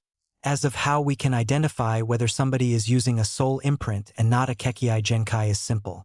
Watch and listen closely, Irika stated. Irika closed his eyes after explaining. He was standing still with no apparent movement aside from his mouth that were opening and closing as if muttering something that could almost be passed off as whistling. It was too weak that it would surely be unheard had the whole class not been totally silent. The whole classroom watched closely for any change that might be happening. After about a minute of repeating what he was doing, Irika opened his eyes. Just as he did, the whole class was awed with whatever that he did. Many statements were made, but one kid's voice stood out above the others. "Whoa! Look at his eyes. They're glowing blue," Kiba Inuzuka said loudly. True to the Inuzuka statement, Irika's eyes glowed like the blue of the sea. "Sensei, are you okay?" The worried voice of some were heard echoing. "I'm all right now, stop screaming because it's hurting my ears," Irika replied. The whole room then stopped their uproar, and once again, silence ensued as they waited patiently for their teacher's explanation of the previous event. "This is how a soul imprint looks like." Irika started. Soul imprints, when used, usually make a part of the user glow a certain color depending on the attribute that the manifestation is aligned into. My soul imprint manifested as a form of tracking or sensory ability. A voice will resonate in the head of a soul imprint holder when they learn how to properly call upon their soul imprint. This voice will dictate the name of the ability. This ability can only be called forth if you call upon it with its name, whether verbal or only in your thoughts, just as long the user means to use the ability. "What's the name of your soul imprint, Irika-sensei?" The same loud voice of Kiba boomed. Irika scolded Kiba due to his loudness. "I said no screaming, Kiba. I didn't fully activate this ability, so there are still drawbacks and restrictions. But to answer your question, my ability is called as echolocation, true to its name. It allows me to echoes of sound waves that will bounce off of solid surfaces near them. The sound waves will bounce back to me and let me know what particular object that is by guessing it through its shape. Unlike the Byakugan that allows X-ray vision, mine gives me vision in a way that I will know the shape and location of the nearby objects around me up to a few kilometers at max, provided they are unobstructed, since sound waves can only travel through vacuum and are severely crippled in solid objects." "That's so cool, sensei. Can you prove it by locating something you can't see inside this room?" Kiba seemed to be overexcited with the topic as he was enthusiastic while speaking. Irika grinned as he made an example. "Akamaru is located under Kira's desk. It would seem that you commanded him to look for her undergarments." Kiba's partner dog ran out of the girl's desk and ran to hide in Kiba, who dodged the said girl's punch. Kiba's head grew a bump when he failed to being unable to evade the punch but didn't reply as he was guilty of the crime. "Does this mean you were muttering echolocation earlier to activate the ability before sending the sound waves, sensei?" This time, a random civilian was the one to ask the question. Irika's eyes already went back to normal, the exchange, which meant he had deactivated the ability. "That would be a no. Echolocation is what others people call my ability, but there are a lot of different echolocation users. The signature name of my ability would be Dolphin's Echo, which is what I call upon in my name to activate it. Each user has a different name, but there are similar abilities that can be categorized as the same group. My ability was probably activated due to my surname being Umino, which means dolphin. We cherish our names greatly, and as such, they are bound to our souls. This probably resonated within me and granted me the ability of a dolphin, which is echolocation. Also, I told you that soul imprints have alignments. Alignments are places or elements that are closely related to your ability. This is not to be confused with chakra nature, however." Irika paused for a bit before continuing. "Naruto, can you tell us about chakra natures?" In reality, the 5 chakra natures were still untaught to them, as it was a more advanced topic for students due to their knowledge on chakra nature being vaster compared to soul imprints. Irika wasn't expecting Naruto to answer, but rather, he was testing how the new Naruto would react to a question whose lesson wasn't even taught to the class yet. It was safe to teach soul imprints at an early age, as the chances of getting them were remotely low, as well as they are usually manifesting at early age too. So it was needed to be taught to prepare them in case of it manifesting earlier. Chakra nature, on the other hand, is another topic. They could only be trained in order to be attained by a person, and so it wasn't necessary to teach it to younger individuals. What Irika didn't expect was for Naruto to stand up and answer the question with great ease. The chakra natures, or more commonly known as the 5 basic natures, are the 5 elemental chakra natures, which are the foundation of all elemental ninjutsu. The 5 of them are as follows: fire, wind, lightning, earth, and water. Each element is naturally weaker than and stronger than another. Fire is strong against wind but weak against water. Wind is strong against lightning but weak against fire. Lightning is strong against earth but weak against wind. Earth is strong against water but weak against lightning, and last, water is strong against fire but weak against earth. Naruto then sat down just as he noticed that the whole class was awed by his knowledge. It wasn't every day that you see the dead last knucklehead Naruto Uzumaki answer a question still untaught by Iruka. Iruka himself was impressed and applauded Naruto for his perfect answer. Naruto had curtly thanked the teacher for his compliment, which further increased Iruka's respect for Naruto as he was showing modesty. "Show off," Kiba shouted. "Shut up, Kiba, or I'll punch your head again." It was the same girl who bonked his head earlier. Kiba squeaked out of fear and kept his silence. Iruka decided to intervene and diffuse the situation. "That was an unnecessary remark, Kiba." He looked at the class and continued, "Naruto's answer was straight up correct.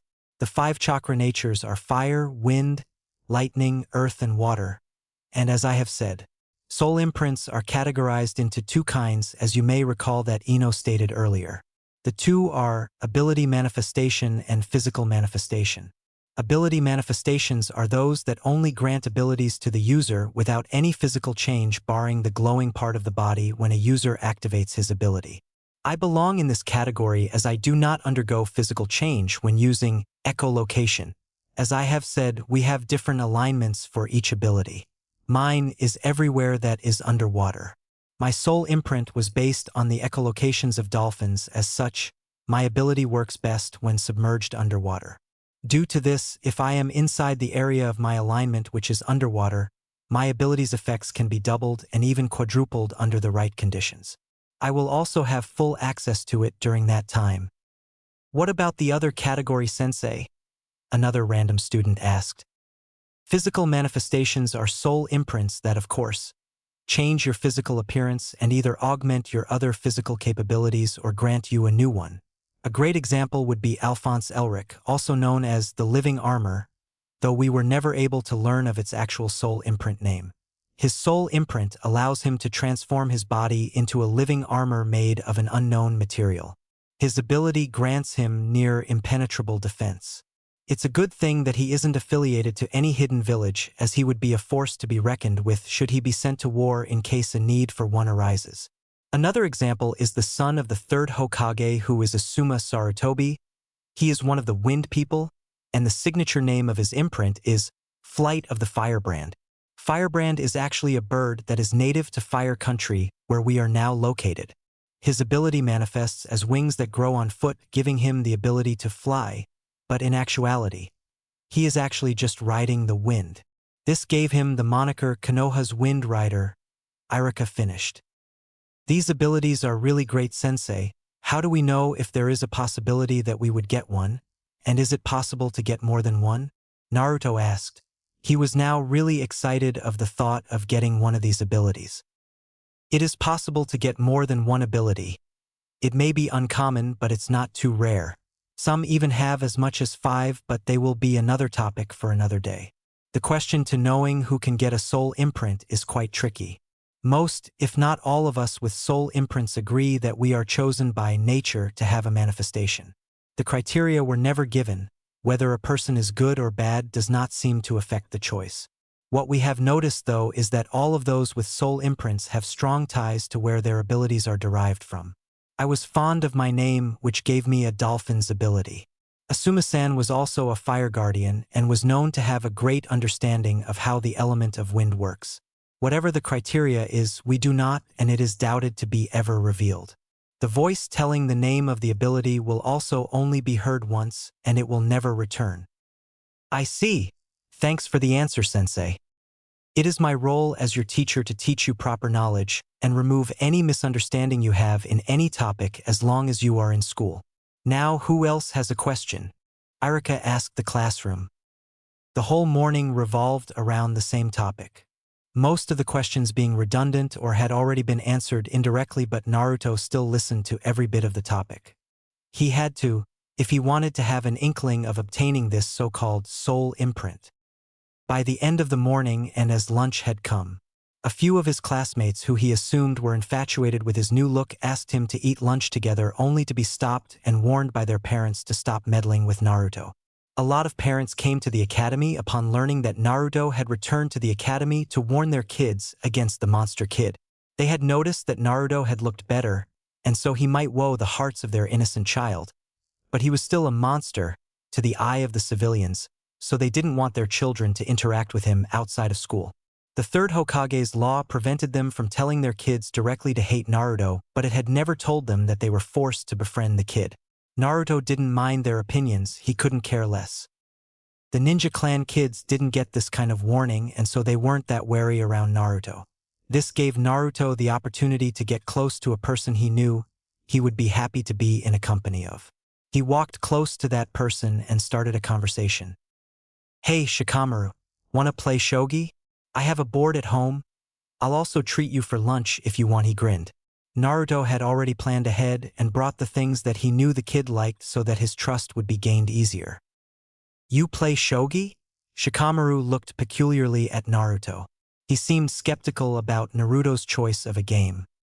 "Well, of course, it's a great practice for strategizing. How do you think that I was able to get away with all my pranks in the broad daylight? I even have the most conspicuous clothing in the whole Konoha. Do you think I got through with just luck? Of course not. I need to be always a step ahead of time so that I can escape my pursuers." Speaking of pursuers, Irika-sensei had always been the one to catch me most of the time. Now that I know what to expect of him since he revealed his ability, I'll be able to find a way to counter that. Troublesome. I guess since we already have no classes for the day, I might as well come with you. I'll be taking up that offer for lunch. But you have to wait for me. I'm telling Chuji to tell Mom that I won't be home for lunch. Shikamaru walked to tell Chuji of his message, leaving Naruto to his devices. Naruto looked around and watched as the students went home, some on groups and some were with their parents who he had noticed were sneering at him. He replied them with an eye roll and he got the reaction he expected. They seethed in silent fury but could do nothing. "That's pathetic, putting all your anger on a child who you believe is the incarnation of a very strong demon and at the same time, fearing that said demon with all your heart. I can understand those people who have lost their precious ones during the attack. But most of these sneering people did not even have anyone to lose during the incident. They just go with the flow. People like them with no sense of individuality and only follow the flow of world and act like they are entitled to that very flow disgust me. I won't die protecting these kinds of people. I'd rather die for protecting something I love than someone that hates my very existence," Naruto thought. The voice of Shikamaru broke Naruto out of his thoughts. "We can go now." "That's nice, let's go." At Naruto's apartment. Not bad. I would have thought that you would take longer to clean up your apartment since you just had a change recently," Shikamaru commented, clearly content with the way Naruto's apartment looked like now. "So where's that free lunch you were talking about?" "I'm starving, 'cause I ate little this breakfast," he continued. "You're not that picky, aren't you?" Naruto asked. "So long as it's edible and not poisonous, it'll do. Then you can go to the kitchen. There's still some stew I left from breakfast. You can reheat it at the stove. I was about to cook later, but since you're already starving as you say, then you can have that. You can come back after you eat. I'll do something before then. Oh, and you can take your time. I'd probably take a long time with what I'm about to do." Shikamaru then went to the kitchen and reheated the stew before eating. After a few minutes of break after eating, he walked back to the living room. Upon returning to the living room, he found Naruto on the table, holding a brush and a scroll with complete concentration on his face. Shikamaru knew that what Naruto was doing was Fuinjutsu, but he wasn't very familiar with the art. What he knew was that it was an art that only few ninja in the village were capable of performing, all of which are ranked Chunin and above. Shikamaru's eyes narrowed as he observed Naruto. Naruto looked to be in a trance, though he was sure it was because of his concentration. His eyes moving fast and his hands moving gracefully, each stroke made with great precision and elegance that it almost looked as if he was dancing. Shikamaru watched carefully with fascination, amazed at the event unfolding between his eyes. He didn't expect Naruto to be this skilled in an advanced art. He couldn't remember when he had started watching Naruto, but it couldn't have been less than 5 minutes since it started. He was too transfixed with what Naruto was doing to notice the time. Suddenly, Naruto withdrew his hand and put the brush away. He started a series of hand seals that Shikamaru couldn't identify. Too fast, he thought. Naruto then finished with a clap and said, "Compress." The writings on the scroll moved in an intricate manner and interlaced themselves with one another till they formed a single kanji of wind, feng, in the center of the scroll. Naruto then performed another set of hand seals and finished again with a clap. This time he said, "Multiply." True to his order, the kanji at the center of the scroll multiplied into a dozen and placed themselves in order on the scroll, dividing the scroll into 12 parts each with their own kanji in the middle. They were only divided though, not cut. Phew, that was tiring. Naruto wiped the sweats that formed on his head. "Thanks for not disturbing me. I'm not yet that good at Fuinjutsu, so I couldn't do shortcuts which made the process longer, plus the fact that I had to incorporate a multiply inscription which doubled the total time spent. Anyway, thanks again for not disturbing me. I took a total of 20 right minutes to prepare the scroll. This one's a simple seal which wouldn't have taken 5 minutes had I been better." "You call that simple, yet I didn't even have an idea of what you were doing." "You're welcome about the not disturbing thing too. I was actually too transfixed to react. Anyway, what's that scroll?" "You're not going to ask me about what I just did, and how some nobody like me knows something as complicated as that given my age and previous personality? I was once curious about you about 2 years ago, so I asked Father about any affiliation you had, parents or any relative. He said he didn't know of any since there are too many individuals in Konoha. You were capable of giving some of the Chunin a run for their money since they couldn't catch you after you did your pranks, so I figured you had ninja clan training. Heck, you even evaded umbus every now and then, but I was sure that they were taking it easy back then. I then asked about Uzumaki clan on my father. This time he answered me. He said they were an old clan who were famed for their red hair along with their long lives and superb skills in the art of Fuinjutsu which no other could compare to them. That's when I knew you weren't just a simple orphan. However, Father said that they were wiped out and only a few survived. What I didn't expect was for you to learn that art, knowing you are the only Uzumaki left in Konoha." Shikamaru finished. "You forgot the part where your father told you not to tell anybody ever about what you just learned, didn't you?" Naruto smirked, a knowing face written in his face just as Shikamaru noticed a half-ram seal on Naruto's hand. Only now did Shikamaru also notice the wind that was blowing rather strong outside Naruto's window had been blowing for a while now, only stopping when Naruto dropped his hand. What was that? Shikamaru was alarmed. Naruto's knowing look coupled with the fact that he disobeyed his father's orders on not telling anybody about what he learnt was making him fidgety, as if he had just done a crime. Naruto didn't answer, only furthering Shikamaru's anxiety as he picked up a scissor and cut the scroll delicately he had just made into 12 equal pieces. Naruto then put aside his Fuinjutsu equipment before finally talking to Shikamaru. "I'm too early to make a silence seal, so I improvised. I made a very simple wind breeze seal. As the name suggests, it stores chakra and releases it as a simple wind breeze. One of them will only make a breeze for cooling. But a couple of them are enough to create a breeze that can distort sound, making it hard for somebody outside to listen. The seal always uses minimal chakra that you wouldn't even notice it being used unless you're a Jounin level sensor using maximum concentration. That and the fact that the windows are closed will make it impossible for eavesdroppers outside to listen." "Eavesdroppers?" Shikamaru tilted his head to emphasize his question. Naruto's living room had a window and he was currently facing backwards of it, so only Shikamaru had access to the window in terms of sight. 3 roofs away, red-colored, the one with 2 trees. Look at the leaves, there should be a mask peeking out. And before you ask, yes, it's an umbu. It's one of the few stationed to survey me. Shikamaru's eyes widened as he subtly looked at where Naruto pointed at and realized that he was telling the truth. He was about to ask why Naruto had umbu stationed to watch him when Naruto spoke. You probably already know that any Konoha resident inside the village who is being watched by umbu is already tied to an S-rank secret.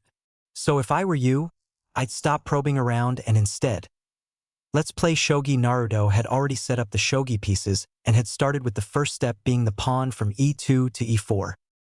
Shikamaru narrowed his eyes. Naruto, I know you didn't just invite me here for a snack and shogi. Why don't you get straight to the point? I hate being used when I don't even know for what purpose. Fine then, I'll get straight to the point. Naruto paused for a bit to raise the tension. I want to train with you so that I can be sure to have a competent teammate in the future when we become a ninja. Also, if we interact earlier, which is now, we can build our trust and friendship earlier, which would also mean increased quality of our teamwork in the later times should we become teammates. And what if we do not get to become teammates? Nothing to worry about, we could still help each other outside of missions. Though not as good as when we would be teammates. Naruto looked at Shikamaru in the eye, a serious expression on his face. Listen, Shikamaru, I do not plan on being stagnant. I want to grow stronger. No, I need to become stronger.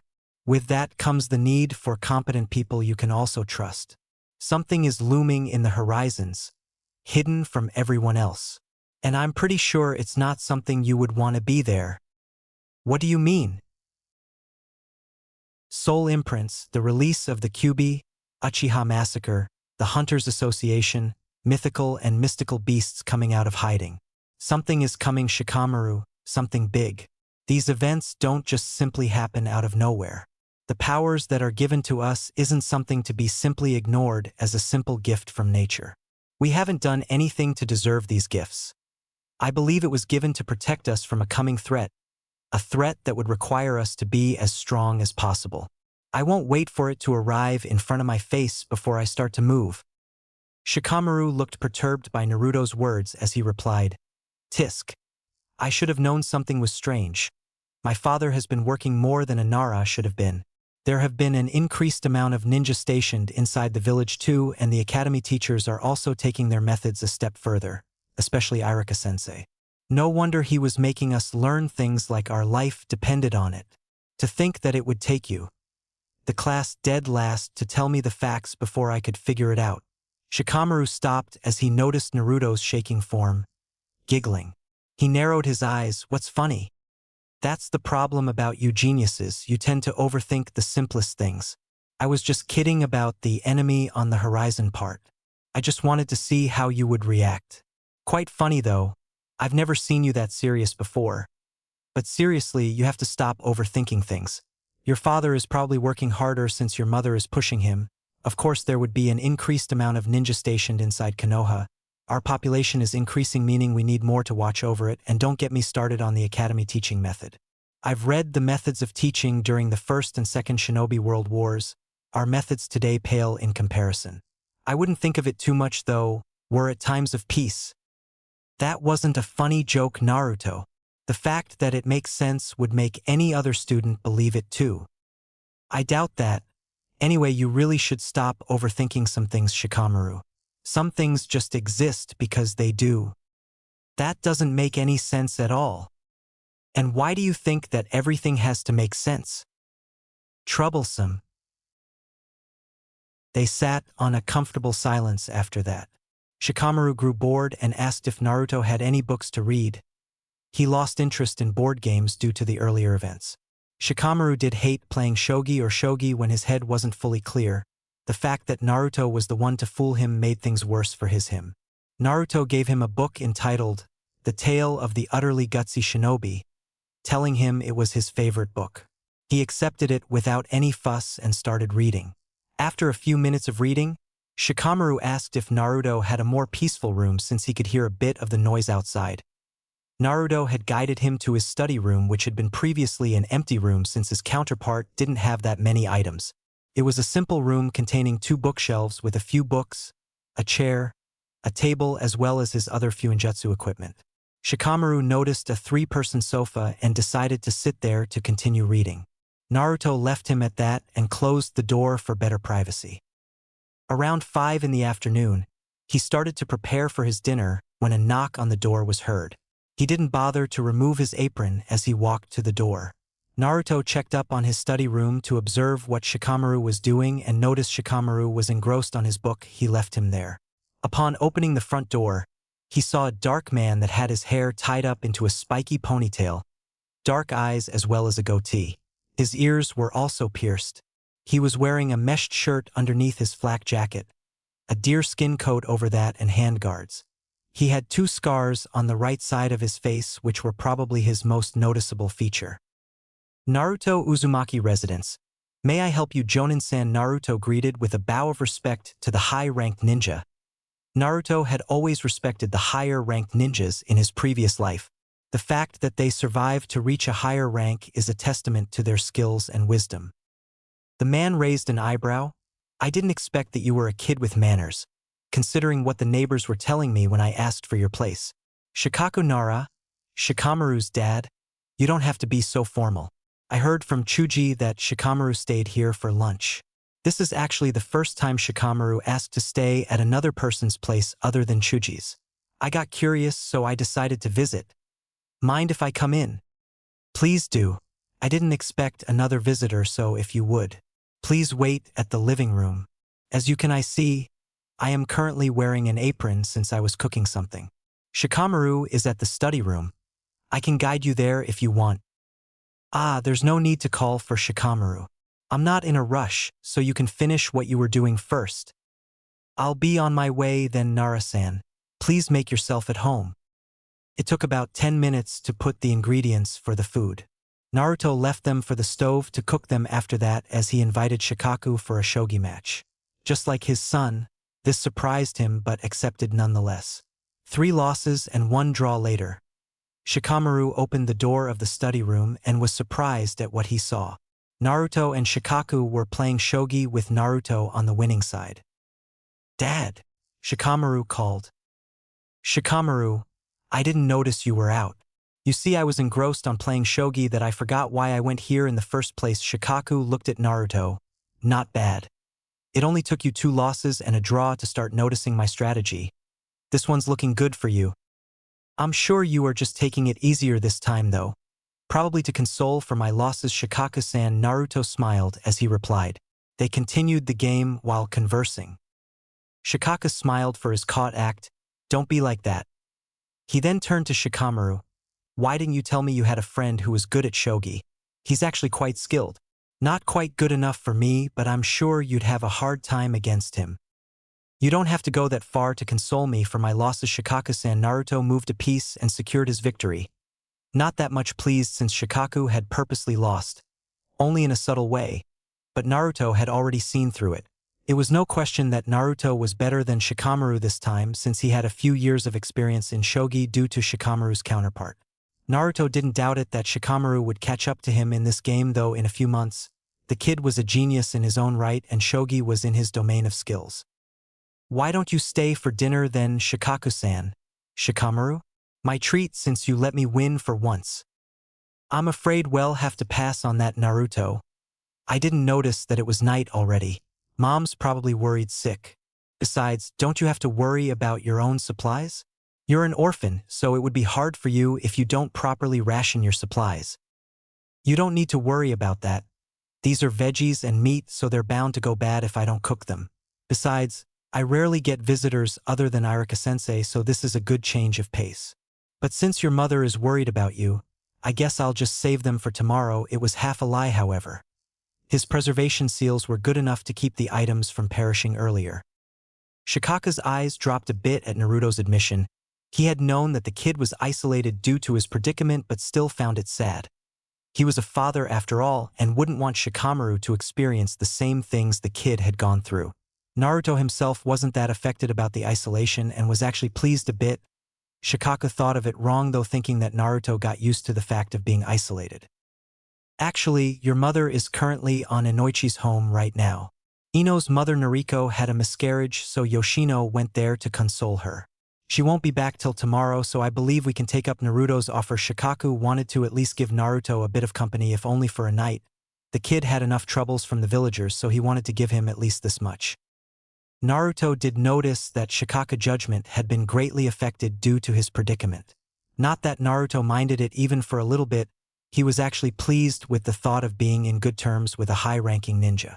Back in his previous life, Shikaku was revered to be a great ninja. commander of the Jounin forces of Konoha and its greatest strategist in almost any field, may it be combat or political. The dinner went as Naruto expected it. It wasn't too stimulating, but neither was it too boring. Shikaku would ask about Naruto and Shikamaru's interactions in the academy, as well as Naruto's activities outside of school. After dinner, Shikamaru and Naruto went for a few shogi matches as suggested by Shikaku.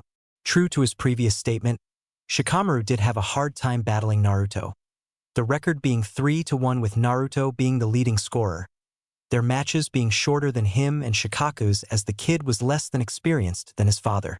Shikaku and Shikamaru excused themselves after the final match as they went home. It had already been 8:20 p.m. by then.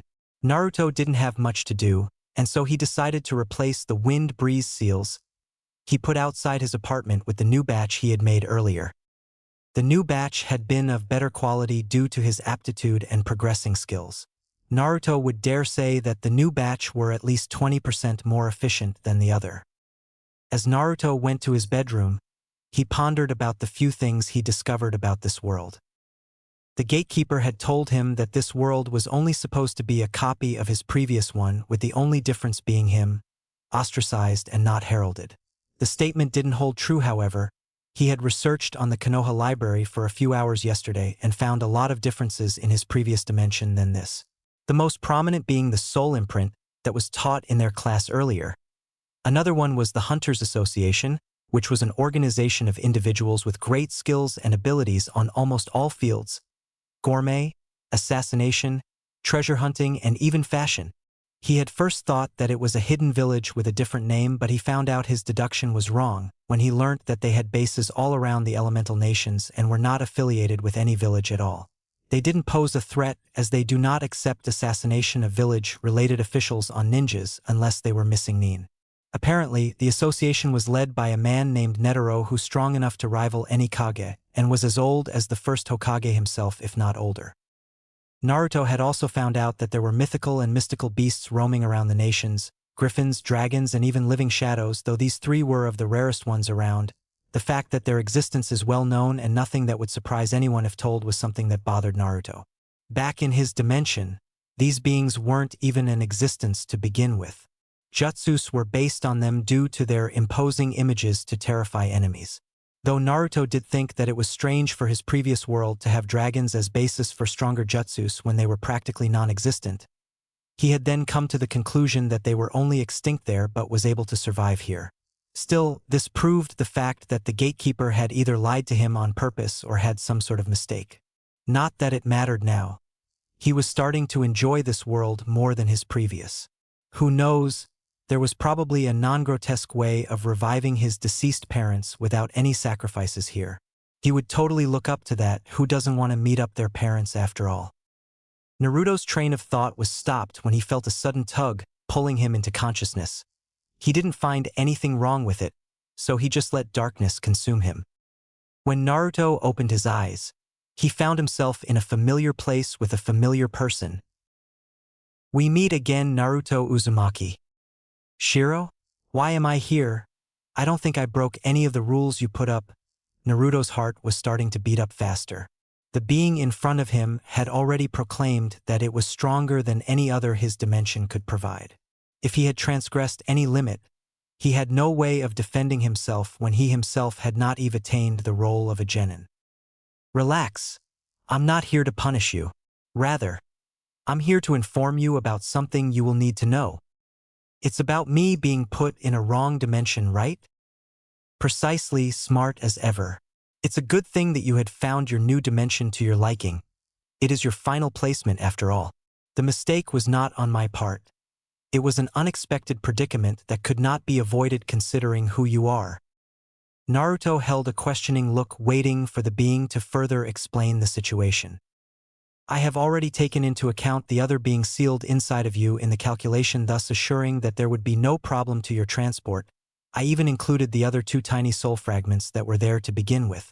What I did not expect was that there was another fragment. No, it wasn't a fragment, but rather an essence of a fragment. The essence of a fragment of your previous person before you had entered samsara. I was not able to take into the equation the fact that your soul was already on a contract. A contract? Naruto had no idea what that other two tiny fragments were, neither did he have an idea of the other essence of a fragment, but he had already figured out that since Shiro didn't emphasize on those points, as such it was knowledge that he was supposed to find out by himself. Remembering Shiro could read his mind, he was satisfied when Shiro smiled as she continued. Smart child you are, the knowledge of the soul fragments will not be taken with you when you go back to your assigned dimension. It is something you must find out about yourself. Now, about the contract, your soul was actually in a contract of eternal rivalry. Another soul who is your nemesis would be born on the same era as yours, and you would be doomed to battle him on each cycle. You will later be born on as a new person, continuing the cycle till the day you call upon your ancient's consciousness and join forces to battle a certain rabbit. I see, so my soul was bound to that dimension, and when you tried to transfer me, the contract that bound me resisted your own force, thus leading me to another dimension that looked similar to what you were supposed to put me to, but only with a few add-ons such as mythical beasts, soul imprints, and other stuffs. He summarized. Precisely, this is actually the only reason I personally met you today. The reason that the new dimension you were sent through was similar to where you were supposed to go to and not a random one is because my power is greater than the one that had made the contract beforehand. It is also the reason that I was not readily able to notice and feel the presence of the contract, as it was not of my making. So how old was the contract? Not that I'll remember it when I get back, right? Each gatekeeper for a dimensional door gets replaced every 300 years for reasons I am not allowed to tell you of. The contract was made around 5 to 6 cycles ago based on my observation. Each cycle being 300 elemental nation years for your planet. I see, so the only thing I will remember here is that I was sent here due to the backlash of another contract, but not how old the contract was nor what the contract was. I will also forget about the soul fragments and essence stuff, right? A ripple behind Naruto which went unnoticed by him. On point, it is my responsibility to at least inform you of the reason, lest you might have spent your whole life dedicated to find out what happened for you to be sent to that dimension. Now step back as I have another individual to accommodate. If you would, please close your eyes like you did last time, and I will touch your forehead to send you back. Naruto stepped back a bit, but waved his hand in front of him. Wait, I'll just greet this other guy here then. Seems rude to just leave like that. In reality, Naruto had turned his head after being informed of the newcomer and got curious due to his strange attire and appearance. His face seemed foreign to Naruto and had a short, unruly dark blonde hair not much like Naruto's bright blonde and had a black eye patch on his right eye. The man was wearing a metallic plate armor accompanied with a red cape on his back. He had a huge physique clearly built for a warrior. Naruto also noticed a few arcs of what looked to be electricity or lightning protruding from the guy randomly. He and his attire looked worse for wear, as if he was just taking part on a war. The man looked around and noticed both Naruto and Shiro standing. He was sweating and panting greatly as he stood on a bowing fashion, his hands supported by his kneecaps. I must return before it ends, the man stated. The language he was saying was foreign to Naruto's ears, but he could clearly understand it in his head. He could also feel that he would have no trouble speaking the foreign language. Naruto looked at Shiro as if to question her and was answered without opening his mouth. There is never a language barrier here, Naruto. I believe I have already told you that before, Shiro said. Naruto then walked a step towards the man and extended his hand as a sign of greeting. Naruto Uzumaki. Nice to meet you in this dimensional space, sir. The man looked at Naruto, who was in his 12-year-old form. He stood straight up as he caught his breath from panting and shook Naruto's hand. He had to lower his body a bit as he was a lot taller than Naruto. Thor, Odin's son, the now named Thor, then turned to Shiro and spoke as if in haste. I believe you are the watcher of this place. As such, I must ask that you send me back to where I was before. A war that would decide the fate of our universe is taking place there. A tyrant named Thanos is on his way to create destruction. I must return in haste. I see. Your realm you are from itself is actually very far from here, but since you are conscious and there is still residue of the warp gate, I can send you immediately then. Since you have only entered here through accident, I suppose that I can expect you to speak nothing of this place to anyone. Please close your eyes. You will feel a touch on your forehead, and until then you must not open your eyes. I shall, Thor replied as he closed his eyes. Shiro proceeded to touch his forehead. Upon touching her finger to Thor's forehead, the man glowed white and disappeared in a flash of white. Wait, so the universe is in danger. Is that why we have these new powers in this dimension, to protect it from that Thanos guy? He was alarmed with the news that the other man had brought. Not to worry about that guy, our universes are far from each other.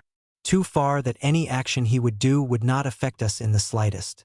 That tyrant is also way too overrated.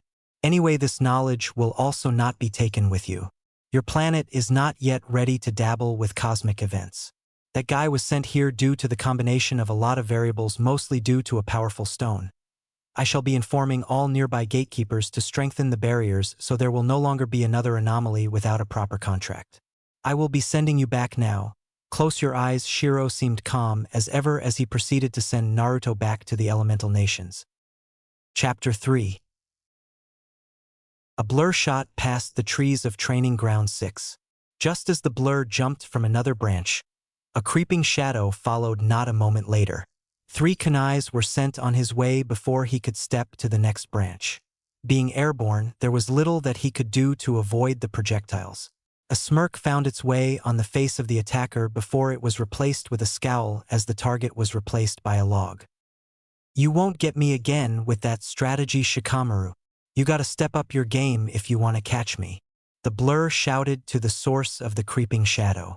With a sudden burst of speed, the individual sped fast into the nearby foliage and disappeared with only a few fallen leaves as a trace. TSK, he's way faster than he was without the training weights.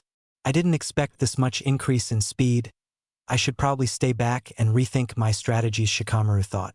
Shikamaru looked around and tried to pinpoint the location of the target. The training ground was eerily silent with only the rustling of the leaves from the wind as a sign of movement, but Shikamaru knew what that Naruto was nearby. He was the type to lurk near his targets, letting them go off guard before delivering the killing blow, a true ninja straight to the heart. Not that he actually killed anybody yet, but the prospect of it was there. Naruto was the worst type of enemy against somebody like him. Naruto was capable of hiding information in more ways than one. He was capable of setting up traps that set Shikamaru's plans on haywire. He could easily adjust his strategies in the middle of the battlefield, but most importantly, Naruto was unpredictable. You would think that he was unpredictable due to his strategies, but no. It was Fuinjutsu that made him unpredictable. Fuinjutsu gave him offense. Fuinjutsu provided him with defense. Fuinjutsu proved to be deadly as traps. The uses of Fuinjutsu was near limitless. Fuinjutsu was one but many, you never know what to expect when he took out a tag. Fuinjutsu was a variable that gave the same meaning as unknown to the enemy, and the unknown was any ninja's worst fear. Shikamaru knew he was lucky that Naruto was still far away from being a seal master. Otherwise, he could only imagine the trouble Naruto would bring to the world when he did become one. The versatility of Fuinjutsu even made Shikamaru ask Naruto to help him learn the art. Needless to say, the Uzumaki were truly blessed to have a natural connection to this advanced art. What Naruto only took months to learn, he took years. It was as if Fuinjutsu itself hampered the learning of those who are not Uzumaki. It had been almost 6 years since he had befriended the blonde. Since then, their friendship had only become stronger as time went by.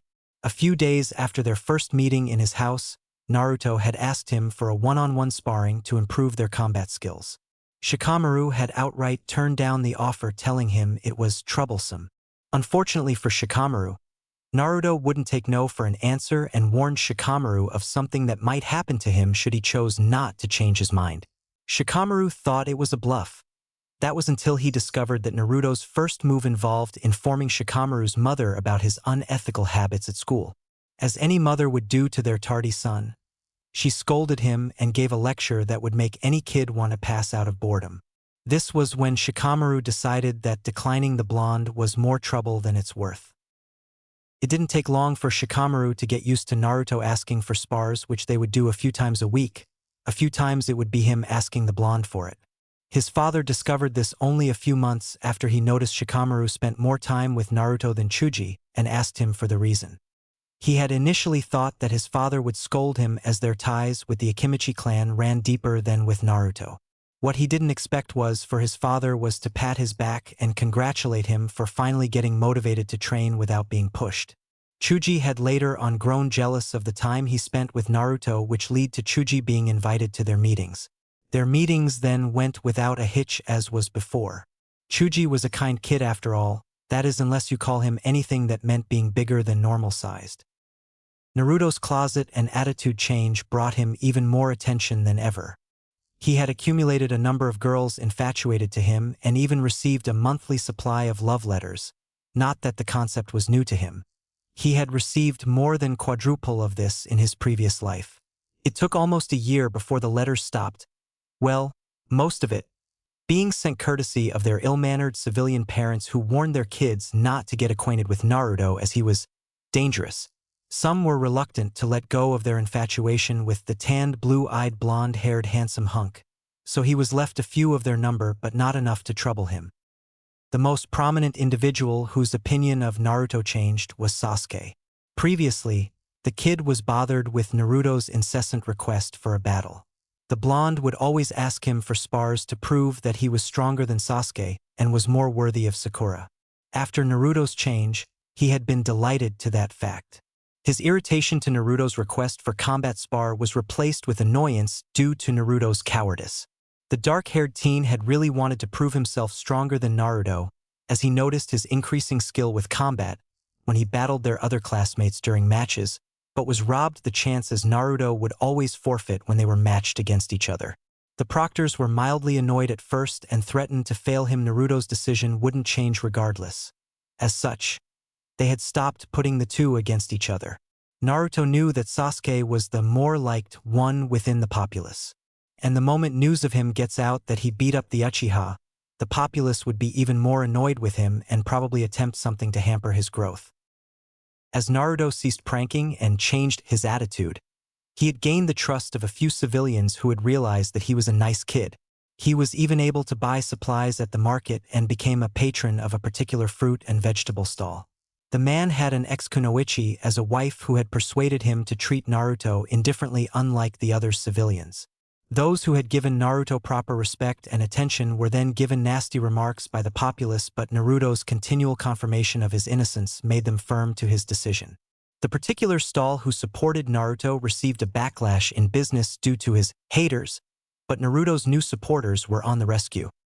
As Shikamaru and Naruto trained, and at times with Chuji, they developed better skills in combat as both of them excelled at strategy. Shikamaru excelled at advanced tilt-proof strategies that were almost impossible to get away from when he had the time to study the situation, while Naruto excelled at practical or on-the-go strategies. Naruto's capability to create strategies with the ever-changing situations greatly complemented Shikamaru's situation strategy, which made them grow faster as each needed to overcome the other person's strategy.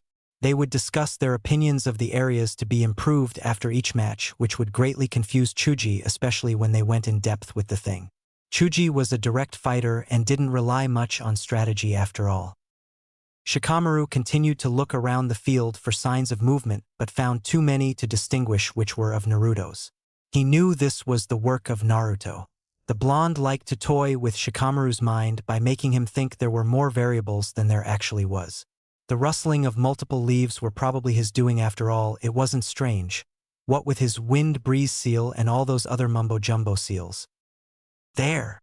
2 kunais were sent to his way, and he tilted his body as little as possible just as he made the hand seals for the Kagame no Jutsu. His shadow stretched towards the source of kunai. Before his shadow had reached its intended target, his eyes widened as he felt a presence on his back and a voice accompanied by it.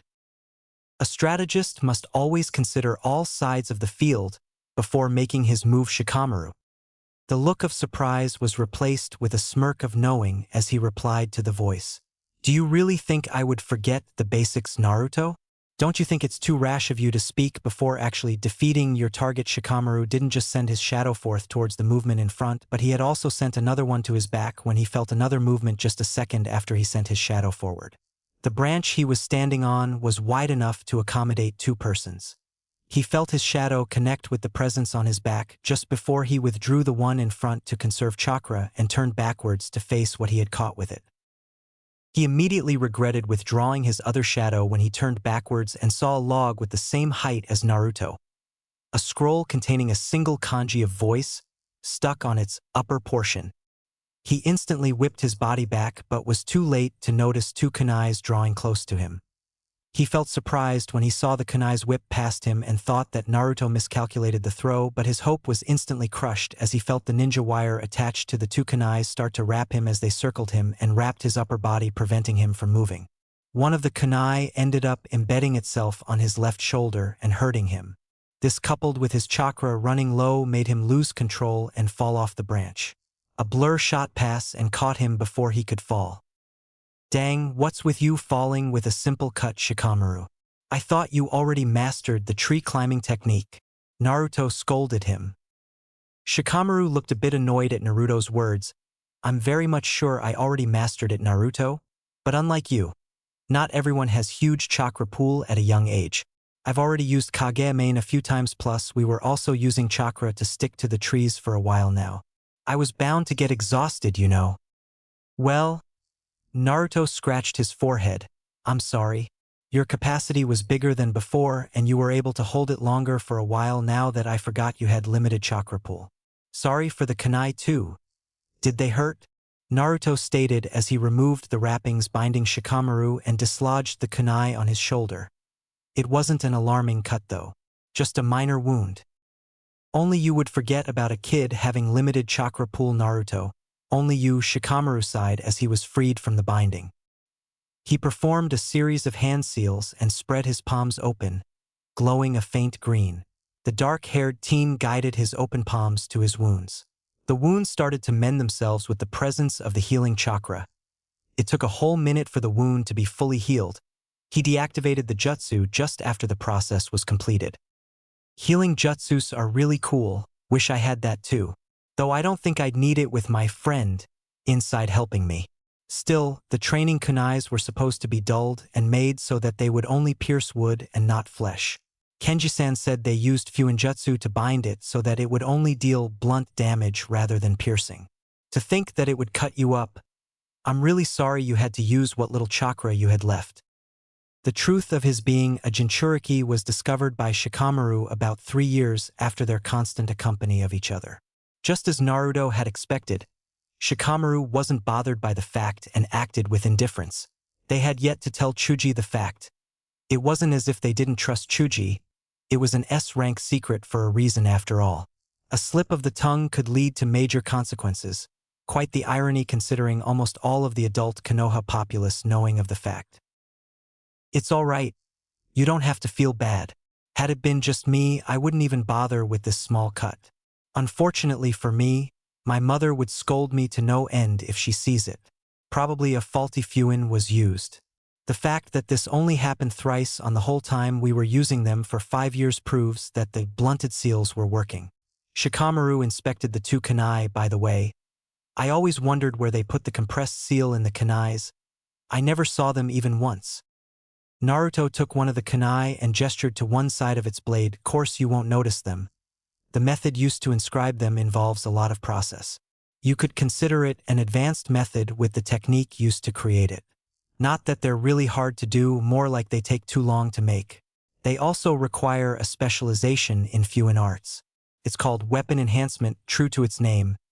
It focuses on enhancing weapons which strangely include armor.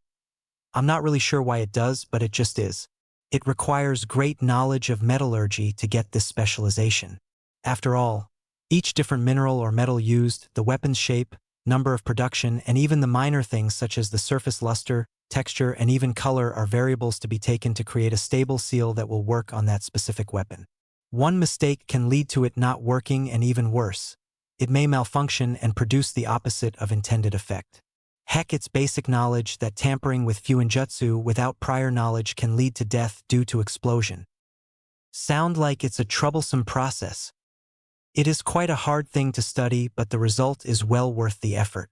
Take this kunai as an example. It's the most basic form of this specialization, and it benefits an innumerable amount of people, yet I don't even have the skills to make a single one of its copy. That's not even involving the process of making the seal meld so that it's invisible to the naked eye.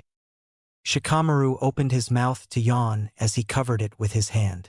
I'm bored. I'll sleep on your apartment today 'cause I didn't bring an extra shirt.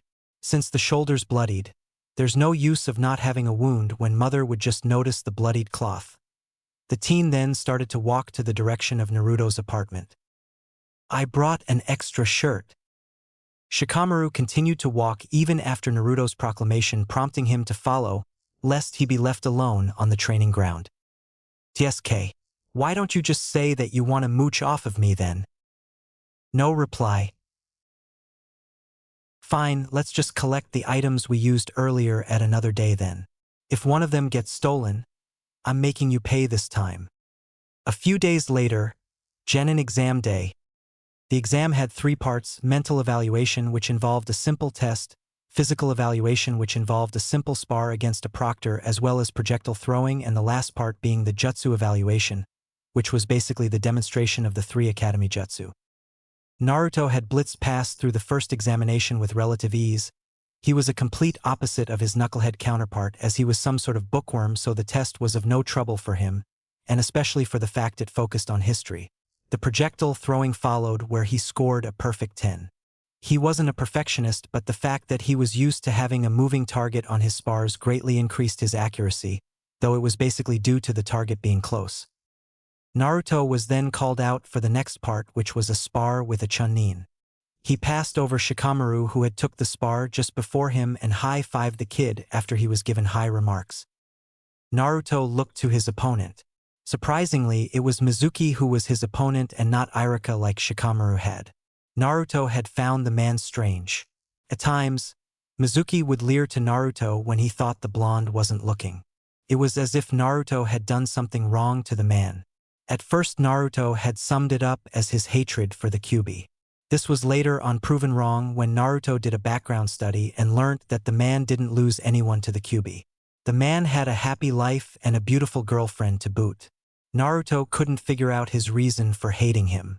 He would occasionally try to hamper Naruto's growth by humiliating him by asking hard questions for academy students during classes.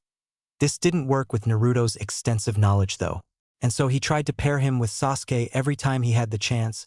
He maybe wasn't able to get Sasuke to beat the blonde, but he did have reason to lower his grades. Mizuki sported a grin that looked normal to the other students, but looked to be predatory in Naruto's eyes. As if he had finally cornered a prey he had long tried to hunt. Naruto replied with a smirk of his own that replaced Mizuki's smirk with a scowl. The man was fast to cover it lest he be caught. The rules are simple.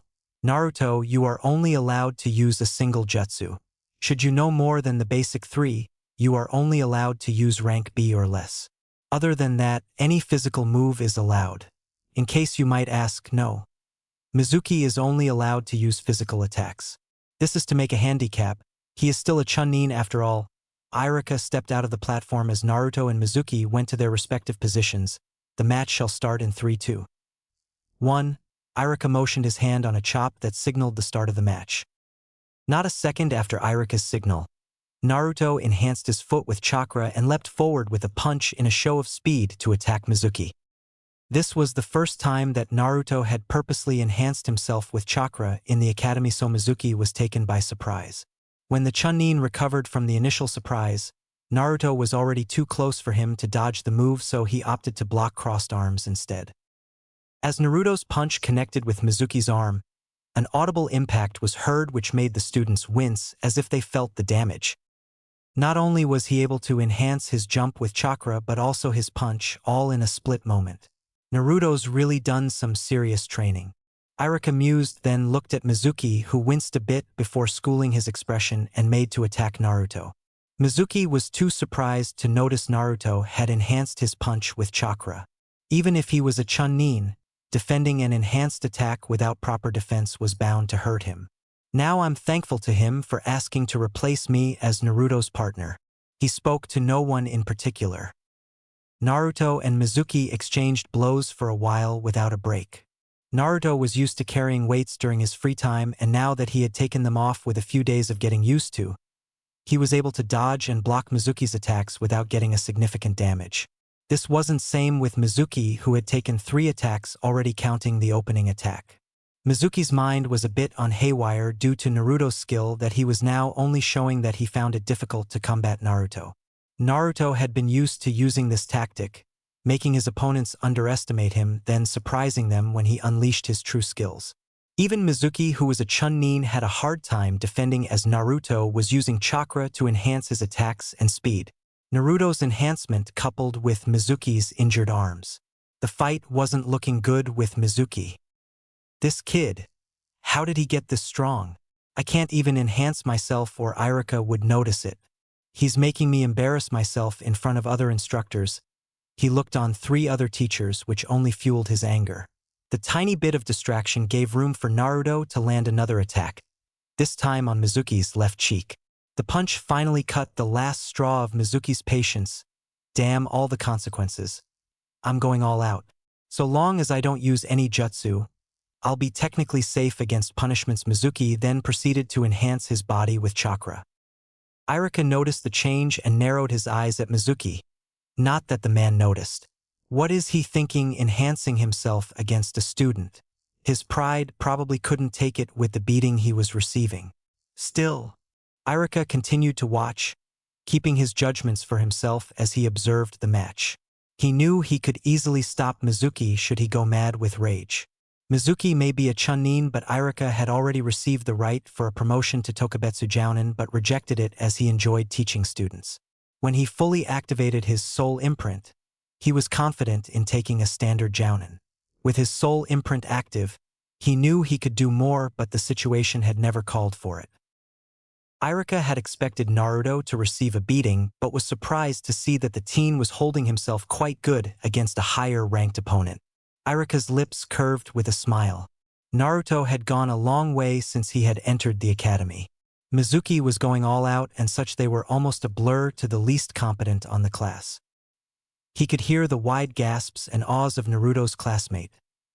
He could also see the increasing scowl of the Uchiha who was deprived of his matches with the blonde. It had only been a few minutes since the start of the spar, but the two showed no signs of stopping. Both of them had taken damages already. Mizuki's damage taken was more severe than Naruto's, as the teen purposely increased the chakra put on his strikes to deal damage slightly even if the Chunin was blocking. The Chunin was more experienced, thus was able to land more hits but dealt lesser damage, partly due to slacking in his training. Naruto was also expending more chakra for defense than Mizuki did for offense, so it mitigated most of the incoming damage. Chakra enhancement itself was considered a Chunin level skill. Not because it was hard to do, but because it required a lot of chakra, so it was unsafe for genin level and below to practice. Naruto's chakra levels were above impressive considering his age, so he had no problem using it. Shikamaru himself could only use it sparingly due to his menial capacity. Time to do the finishing move, Naruto thought as he jumped back to create space. Mizuki stepped back as well, trying to recover a bit of chakra. The Chunin instructor cursed under his breath his negligence to his training, which was the primary reason why he was taking more damage from an academy student. He also cursed the fact that he couldn't perform any jutsu, as he was supposed to give a handicap for this freak.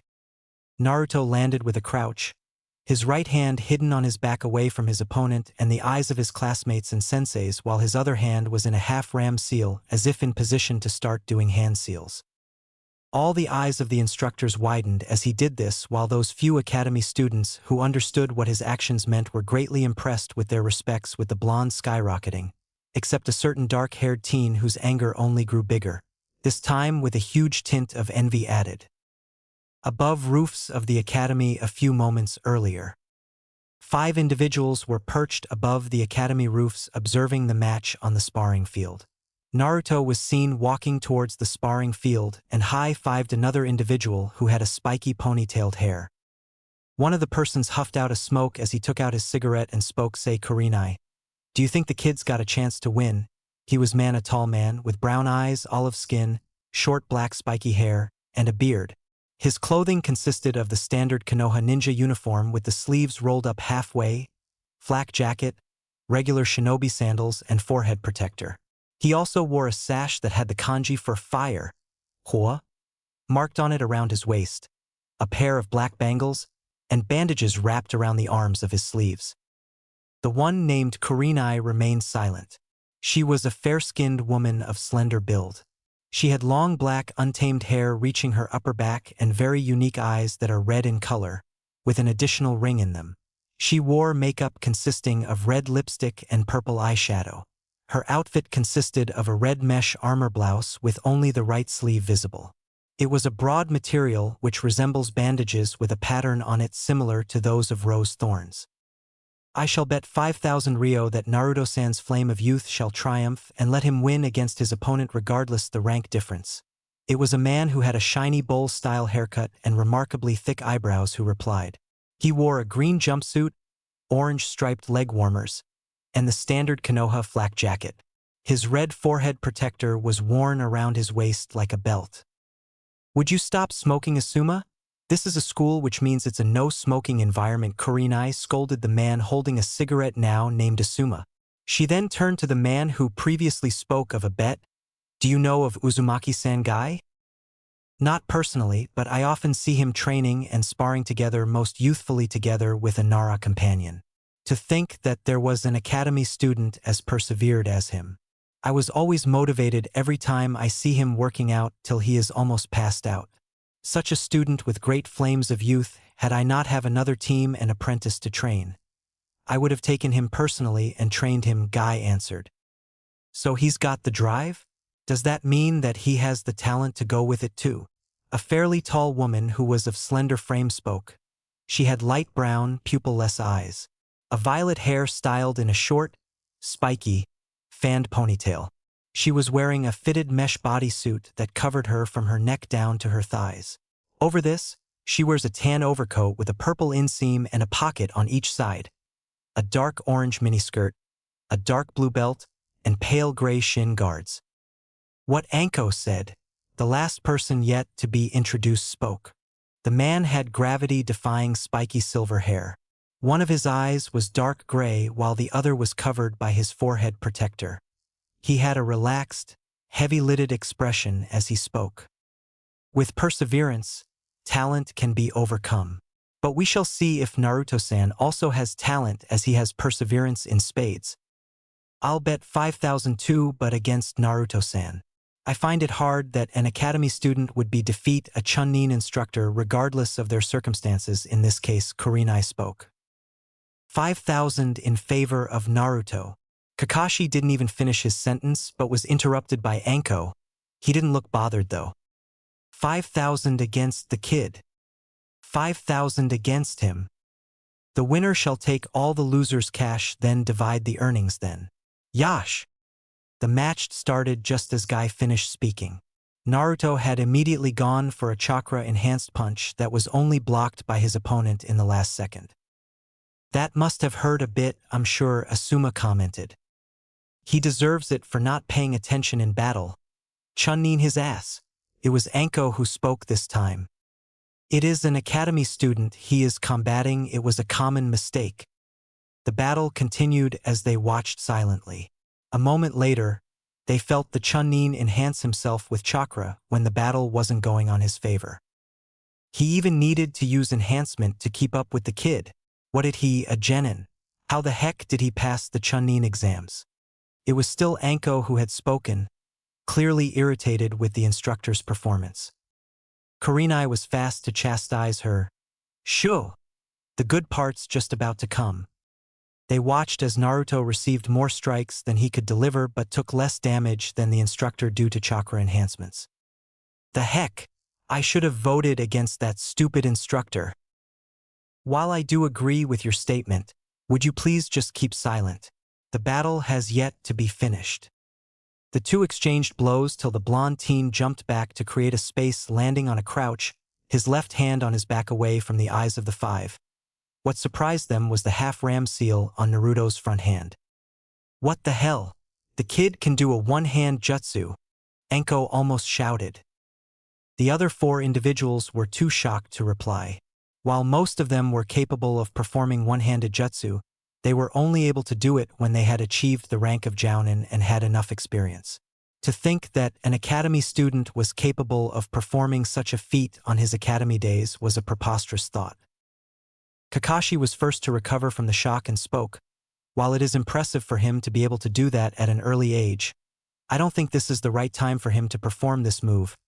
He then pointed to the blonde's opponent who had just recovered from shock and dashed forward, giving up defense for a straight frontal attack. The five looked at the match going with renewed focus. Back at Naruto vs. Mizuki match. Upon noticing Naruto's half-ram seal on his crouched form, Mizuki was shocked to his core, unable to comprehend how an academy student was not only able to outdo him in physical combat but was now showing signs of doing a one-hand jutsu that even he was still incapable of doing. "No way," he shouted on his mind. "I gotta do something fast or else." He didn't want to think of the possible circumstance that would ensue should the blonde finish what he was doing. He immediately opted for a straight frontal dash, forgoing his defense. That's right. So long as he doesn't get to finish that jutsu, he's good as done. Right now he's fully open to any attack. I don't even have to put any defense. Mizuki was in front of Naruto in less than a few seconds and cocked back his right hand, infusing it with a considerable amount of chakra. He wasn't taking any chances, so he put enough with it to put down a standard genin even though his opponent was still an academy student. "So long, sucker," he smirked before moving to deliver the punch. "Got ya," he heard the blonde whisper. Mizuki disregarded the kid's statement as a fluke and went for the punch but didn't expect the next events that happened. As soon as he moved to make the infused punch and the kid whispered sand particles to throw to the instructor's eyes. As Mizuki was directly in front of Naruto and had given up all pretense of defense, Naruto immediately stopped his one hand from making hand seals and opted to reveal his other hand hidden on his back for a few moments already. Mizuki still disregarded the tiny move as a desperate attempt to block, but was unable to predict what Naruto's hidden hand was supposed to do. He was unable to dodge Naruto's hidden hand, which was previously clenched, and was spread open to reveal that he had picked up something which he threw at the unsuspecting instructor. Naruto threw the sand particles he had hidden straight into the Chunin's face, effectively blinding him temporarily and making his punch miss as Naruto was able to evade the misbalanced throw. "Gah! You cheating brat!" he shouted as he closed his eyes and covered them with his hands to prevent further damage. "We're ninjas, sensei," Naruto calmly replied as he sped through a series of hand seals. He finished with a ram seal and slapped his hands on the ground. Earth release. Earth spike. True to the technique's name, a sizable earth spike grew at a rapid pace in front of Naruto and hit the defenseless instructor with great force in his abdomen. Naruto had purposely used an increased amount of chakra than it would regularly take to perform the jutsu in order to ensure that the instructor would be out for good. The instructor, who was hit in the stomach and was thrown a considerable amount of distance before gravity took its role and made Mizuki fall with an audible thud. The whole academy went silent as the gravity of the situation finally settled in front of them.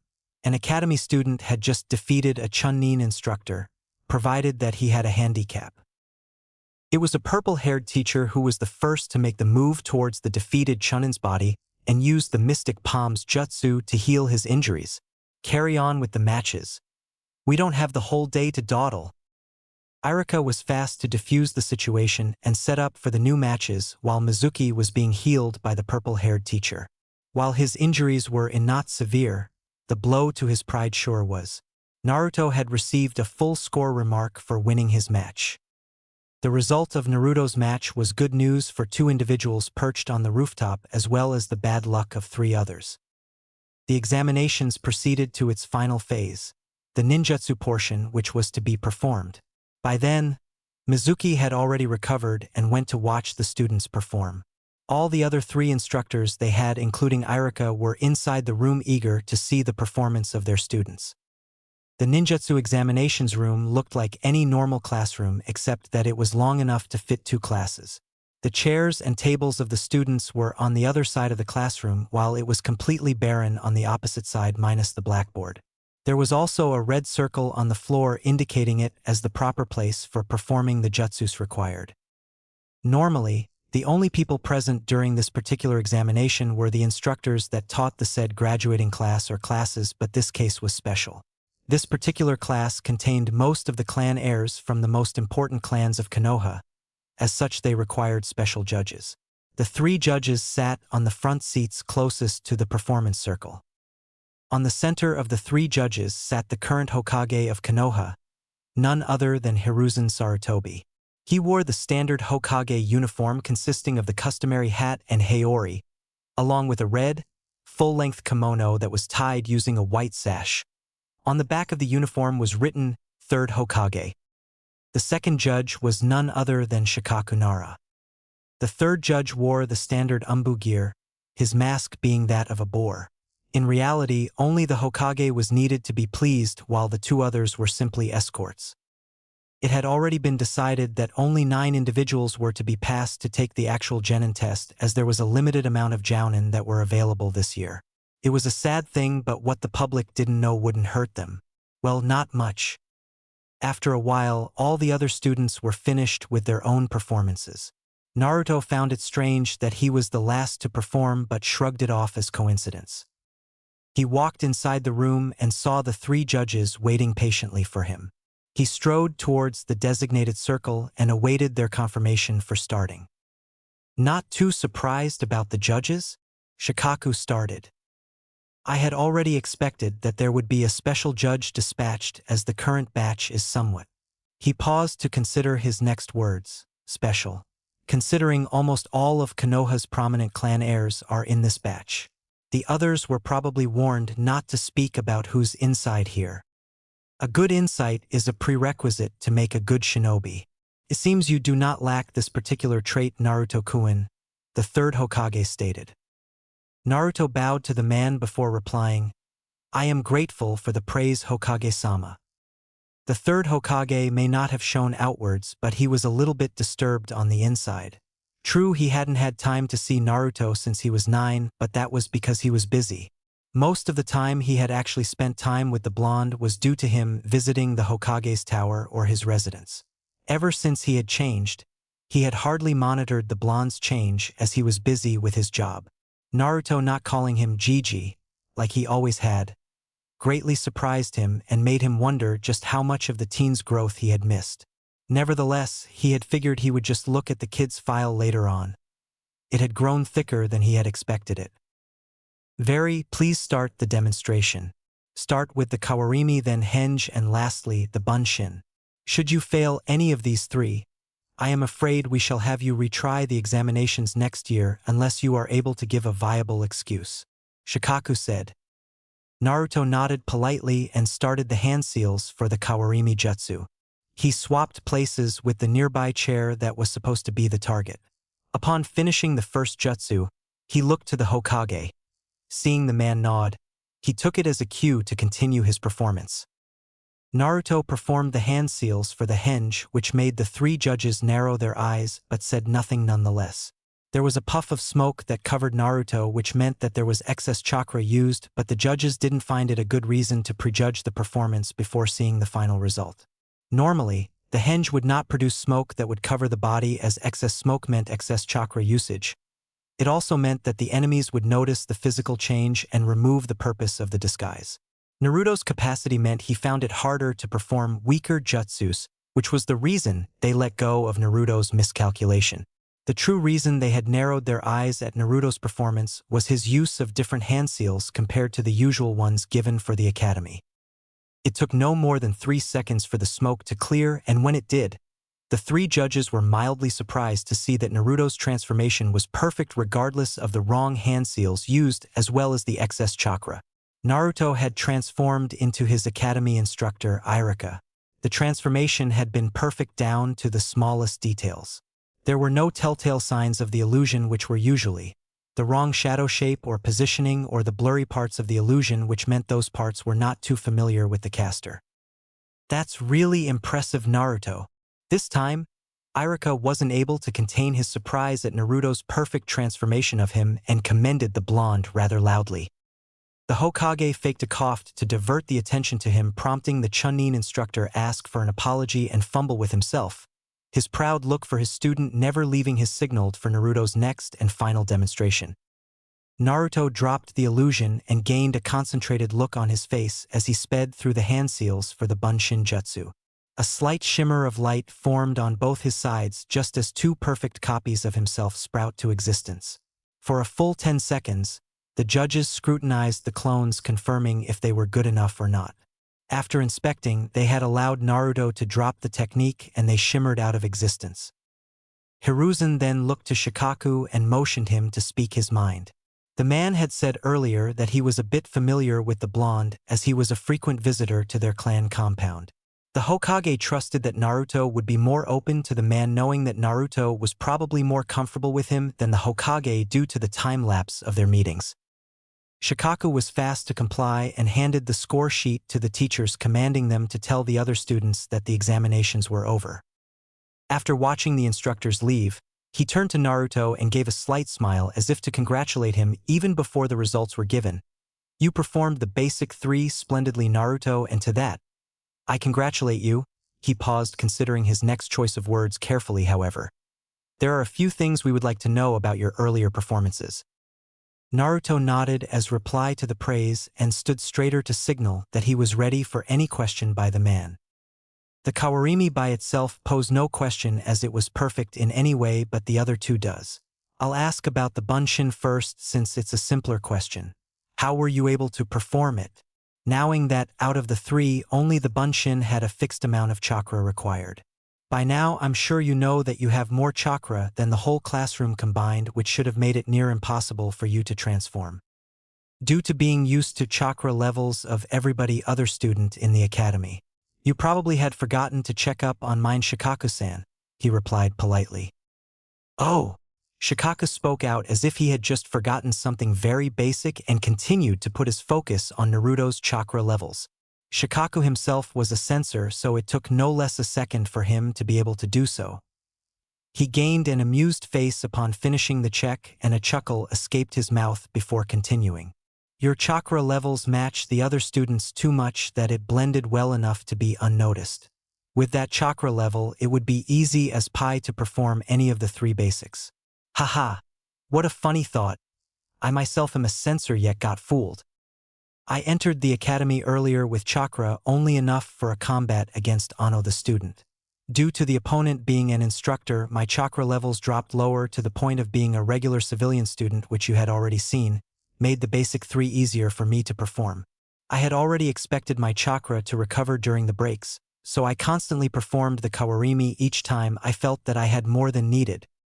Shikaku nodded in understanding and continued to his next question. Both the Kawarimi and Bunshin were as normal as could be. The henge, however, was not. The hand seals exist to control the flow and shape of chakra as well as its attributes. A single difference could cause various effects. The Academy 3, of course, are simple enough that even if you add a few hand seals wouldn't affect them as long as the visualization is correct. Later on they will probably also be the first jutsus you can perform without hand seals. Naruto looked as Shikaku explained the workings of the jutsu, knowing full well where the conversation was going. The Academy teaches the proper hand seals for the Academy 3 for a reason. They are the most perfect and most efficient way to start practicing the 3. What you did was not fully wrong, but it is in the case of principle or practicality. I assume you had taken longer to master them than your classmates did. Nod. Now that is the reason. Had you followed the proper steps, you would have mastered it faster, meaning more time for progress in another area. Regardless of your perfect transformation to the most minute detail, the excess chakra which is expunged as smoke defeats the purpose of the transformation, which is to say, deception. Your enemy seeing the smoke dissipate even while you are hiding behind something means you have given away the fact that you have performed a jutsu and make them cautious for your next move. Not only did you take longer by using more hand seals, but you had also used way too much excess chakra. If you had not made a perfect illusion, then I am afraid that we would have failed your attempt. Make this a lesson that you follow the proper steps next time, Naruto. Of course, this doesn't mean that you are prevented from graduation. It is just a friendly reminder for next time this situation occurs.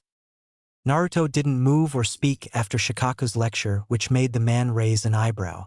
He shifted in his position as if debating himself whether to speak up his mind or keep silent. In the end, he decided not to. "I thank you for the pointers, Shikaka-san." "I see. Then you may now take your leave. Come back next week on Friday for the team placements."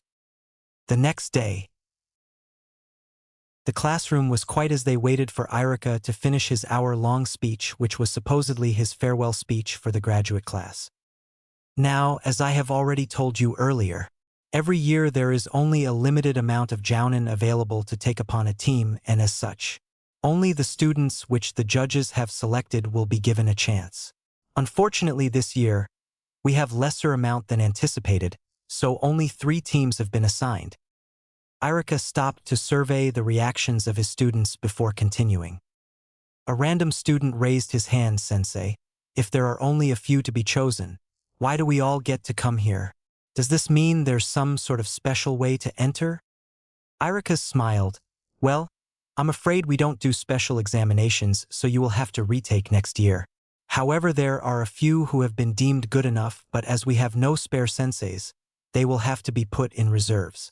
The others, well, somebody to clean up the school before summer break, right?" A set of groans and complaints followed, but the Chunin hushed them, and he continued to give the team assignments. Team 7 will be Haruno Sakura, Naruto Uzumaki, and Sasuke Uchiha. You will have Kakashi Hatake as your sensei. Come forward to collect your forehead protectors. Before the fangirls could start to complain about the unfairness of Sakura being with 2 targets of their affection, Irika continued. Team 8 will be Kiba Inazuka, Hinata Hyuga, and Shino Aburame. Your jounin sensei will be Yuhi Kurinai. "Nay, sensei, what about Team 1 to 6? Team numbers are temporary and given only to genin teams. Later on your careers, you will be given another team name, or you can keep the number for yourselves. In this case, Teams 1 to 6 are still on rotation. Teams will be disbanded when at least 2 of the 3 reach the rank of jounin, or if they are dead. Of course, after a team number is disbanded, it will be used by the next generation to simplify the identification process," Irika happily replied. Since Team 9 is still in rotation, Team 10 will be composed of Shikamaru Nara, Ino Yamanaka, and Chuji Akimichi. Your jounin sensei will be Asuma Sarutobi. The 3 walked forward to collect their forehead protectors before returning to their seats. The door opened to reveal 3 individuals waiting for their respective assigned students and motioned for them to follow. Irika motioned for the selected students to follow the orders of their new senseis and bade them good luck. He then turned to the remaining students and started. "Now that we're done with that, let's move on to the unlucky students who were good enough to pass yet didn't have an available sensei. You will be drafted to the genin reserves, but rest assured, unlike those who have left, your spot as a genin is secured already." Does this mean they still aren't official sensei? Then why do they get Haida-iti? Now that'd be ruining the surprise. Can't have you telling them that. Oh, and he narrowed his eyes. Anybody who informs any of those who left will be assigned to clean the restrooms for 3 months at the start of class after summer. The students were wise to keep their opinions to themselves. On Naruto's side, the 3 teams had scattered earlier as each of their jounins had a different place in mind. Naruto found his team walking towards a particular training ground with a few trees surrounding a small clearing where their sensei had decided to stop. "So before we start introducing ourselves, do you have anything to say?" the silver-haired jounin started. A second later, it was Naruto who decided to ask, "Did the Hokage disregard my request for a particular sensei or teammate? Was it that it was incompatible with the team placements they had in plan?" Kakashi's eyebrow quirked. "You knew he was supposed to be a jounin sensei this year?" It wasn't surprising for an academy student to look up to a few of the prominent jounins in the village. What was surprising was having the knowledge of which jounins were available on the program for a particular year, especially since the jounin senseis were unrevealed until earlier during the team placements. "Asuma-san promised me that he would teach me what I need to know and train me on what he knows to be the best method for me. Sasuke and Sakura, who were silent in the background, were having a hard time believing what Naruto was saying to their Jounin sensei. Asking for the reason why you didn't get the teacher you want in front of the one assigned to you, that was rude. Naruto was lucky the man didn't seem to be offended at all. Unlucky you then. The team placements are assigned specifically by the Hokage. As you might have noticed, all members of Team 8 are specifically focused on one type of skill. Tracking Sasuke supplied on the sidelines. Kakashi nodded to Sasuke before turning back to Naruto. That's right. And Team 10 was specifically requested by the parents of your classmates. It's a long-running clan tradition also known as Ino-Shikacho formation. Asuma was asked to be their sensei by the 3 clan leaders, so the Hokage had to give them their request, which is the reason the 3 of you are left with me. Kakashi gave a lazy eye smile. I see, so that was the reason. I'm sorry if I had come off as rude to ask you the question. I meant no offense. None taken. Now, since that's done and you don't have any further questions. Kakashi looked at Sasuke and Sakura for confirmation before continuing. Let's start with the introductions. Name, likes, dislikes, hobbies, or dreams, you decide what to tell. I'll go first then. My name is Kakashi Hatake. I like to read the Aika series like this one. He retrieved an orange book from his pocket and showed them to his students. Sakura glared at the man. Hey, aren't those smut? No interruptions, Pinky. You'll have your turn. He turned serious as a ninja. You should learn to respect other people's quirks, or else you might end up in a situation you won't like. Sakura looked sheepish and asked for an apology. Kakashi went back to his previous persona and continued. My dislikes are, well, I don't really have one, I think. My dreams, haven't really decided yet. Your turn, Pinky. She looked surprised upon realizing she was next. Wait, what? Me? She pointed at herself for emphasis. No, not you, Sakura. Kakashi-sensei was talking to the tree. Naruto pointed to a nearby tree, making both Sasuke and Kakashi chuckle. Sakura looked at Sasuke and blushed, both for being embarrassed in front of his crush and seeing the said crush look cute while chuckling. Sasuke noticed Sakura's gaze and gave her his trademark scowl. This then made the said teen glare at Naruto, who she thought was the source of her demise. She was promptly ignored by the blonde. After a few moments, she schooled her expression and continued with the introductions. My name is Sakura Haruno. I like a certain someone in my class. She peeked at Sasuke, making him scowl even more. And as of now, I dislike another. This time she sent a glare to Naruto's direction, which was ignored. My dream is to be a successful kunoichi. Next, broody. Sasuke's scowl was back. I am not broody. My name is Sasuke Uchiha. I like tomatoes, and I hate dash. He glanced at Sakura's direction. I hate fangirls. My dream, no. My goal is to kill a certain man and restore my clan. I see, so you plan to use the Clan Restoration Act to make your own harem. Can't argue with that.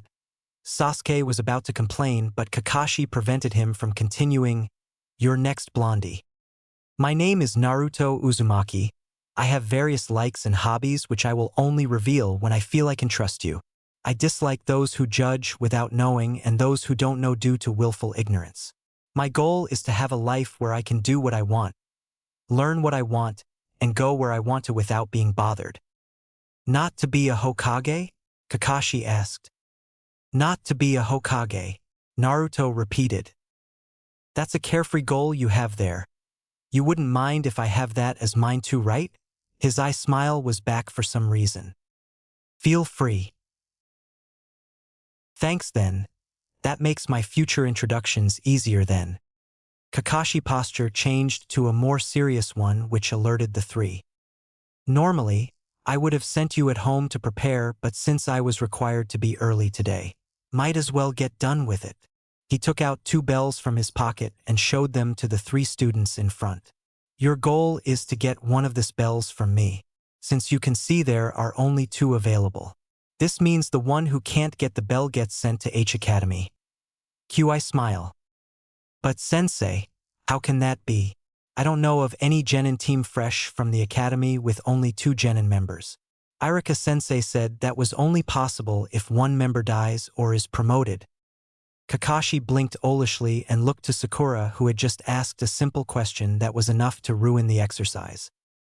I see. Naruto put his fingers on his chin on a thinking position. So the plan was to make us fight for the bell. With this, we will be blinded with the fact that we can't actually defeat a Jounin. Which means that the true test was to work together to have at least a small chance of success.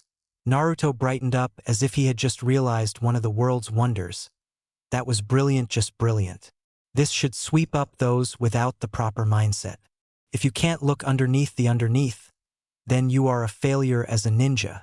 And it even promotes teamwork. Kakashi 1. I grew wide with the events that just transpired. He had not expected this circumstance. He had not expected the pink-haired one to accidentally give a clue, nor did he expect Naruto to get the whole point of the test. With no other idea he could come up with, he opted to the only viable solution he had left in Minx. Sasuke, you get tied to the training post. What? Why do I get to be the one tied up? 'Cause you were the only one who didn't contribute to solving the test. Sakura didn't even mean to solve it. That's where you're wrong, Sasuke. Every action has a consequence, whether you mean it or not. This time, Sakura's action led to Naruto's discovery, which means Sakura's action was pivotal for Naruto's successful answer. Kakashi transferred his gaze to the 2 remaining untied students. I need to get something. I'll be back in the afternoon. You are not allowed to feed Sasuke with those or leave this place before I come back. That's an order. Kakashi pointed to the free lunchboxes he provided, then left with a swirl of leaves. Silence ensued later on, but was broken when a loud noise erupted from their stomachs. They looked up to the sun and noticed that it was already in the middle of the horizon. Sakura couldn't take it and decided to open the free lunchbox that Kakashi has given and started to eat. I'm sorry, Sasuke-kun. Don't worry, if we follow Sensei's orders, we'll be finished in no time. I'll even treat you later on if you want. Sakura wouldn't normally be able to do this action in front of her crush, but her stomach decided against her. Naruto looked at Sakura and shook his head in disappointment. He then followed to open his box. After opening his lunchbox, he stood up and walked towards Sasuke, who was tied to the post, and scooped a small portion of his lunch, ordering Sasuke to take it as the spoon hovered towards his mouth. Naruto, what are you doing? Kakashi-sensei said. I know what he said, Sakura, but I also know that what he is asking for is unreasonable. I can't eat in just knowing that my teammate is starving. I would not actually have to resort to this had you not opened your box and started eating in front of Sasuke. We can't be a team if we only think about ourselves. It beats the purpose of having one. He shifted his attention to Sasuke. I promise I will not tell anyone of this. Now open your mouth and eat before Kakashi-sensei comes back. He said he'll be back in the afternoon, so we have plenty of time. I won't be able to eat if you don't. Sasuke looked surprised with Naruto's action and was too shocked to reply. Clearly, he had not expected Naruto to act this way with him. Sakura felt embarrassed for her actions. It was soon replaced with excitement as she realized what was happening in front of her. She couldn't suppress her giggle. 2 of the Academy's biggest heartthrobs were eating together. And not just that. One of them was feeding the other. Oh, what she would have given for a camera to take a picture. This development would make the other girls crazy jealous against Sakura. Sakura couldn't take it and promptly passed out. The following thud as Sakura fell made both the boys turn their attention to her. Both of them eye-rolled at the girls' antics. Fangirls, they thought simultaneously. Naruto continued to feed Sasuke till there was nothing left on the box. By this time, Sakura had already woken up with the comical fainting she had just came from and looked at the 2. Kakashi's voice entered from behind Sakura, which made the girl yelp in surprise. I guess I'll have to fail you 3 for insubordination then? No, you don't, sensei. Kakashi turned to Naruto with a questioning look, which the teen answered with a pointing finger to Kakashi's side. Kakashi cocked his head to his side and saw Naruto's lunchbox still untouched. He then turned to the teen again who was holding the empty lunchbox he had used to feed Sasuke. So you went out to get another lunch? This means you still disobeyed my order. Naruto shook his head in denial and procured a tiny scroll from his kunai holster. Naruto opened the scroll, revealing a Fuin circle which was blank in the middle. The blonde proceeded to put the empty lunchbox he recently used and sealed it to the scroll, which now has a kanji of lunchbox. He turned to Kakashi then spoke. You said we couldn't feed Sasuke with the food you gave us, I didn't. You said we can't leave to buy food, I didn't. This means I didn't break any rules and so, I am qualified to pass the test and so are they. He finished with a blank look. He then picked up the lunch that Kakashi gave. Thank you for the free lunch. I'll eat it at home. If Kakashi was surprised on the bell test this time, he was amazed with the blonde. He was able to pass both tests without much trouble. The only problem was that because they didn't break the rule to feed Sasuke, he had no reason now to tell his favorite Kut star.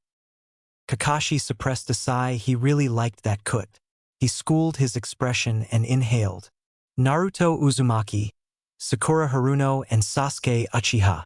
You three are now official members of Team 7. 3 triumphant looks was their reply to him. Sakura started to unbind Sasuke of his bindings, much to the Uchiha's discomfort. Sakura kept giggling each time their skins touched.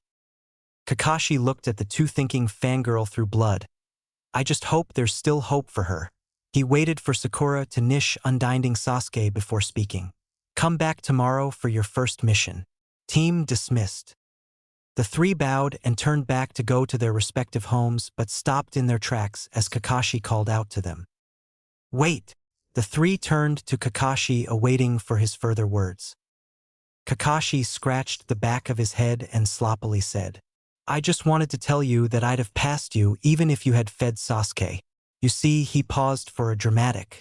Those break their mission are trash, but those who leave their comrades are worse than trash. There, finally said it. He finished in his thoughts. He looked at the 3 for a reaction but was disappointed for the lack thereof.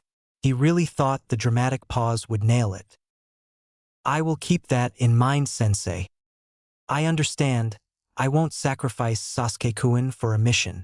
Love is more important. Said Teen glared at the speaker. Depends on the mission.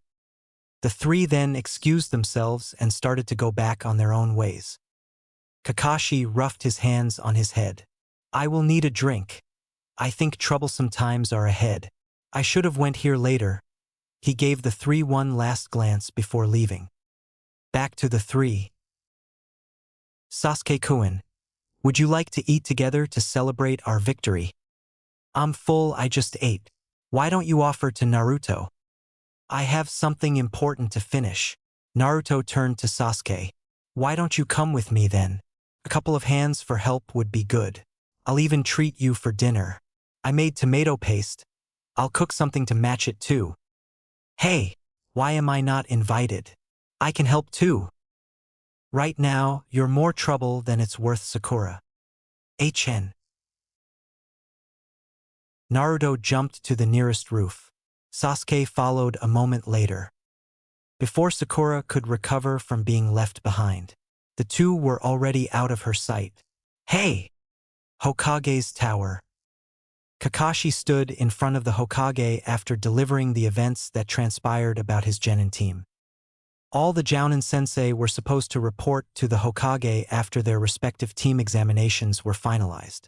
Both Kurenai and Asuma had already finished reporting, but Kakashi himself waited a few hours to be late. He doesn't want to be Hokage?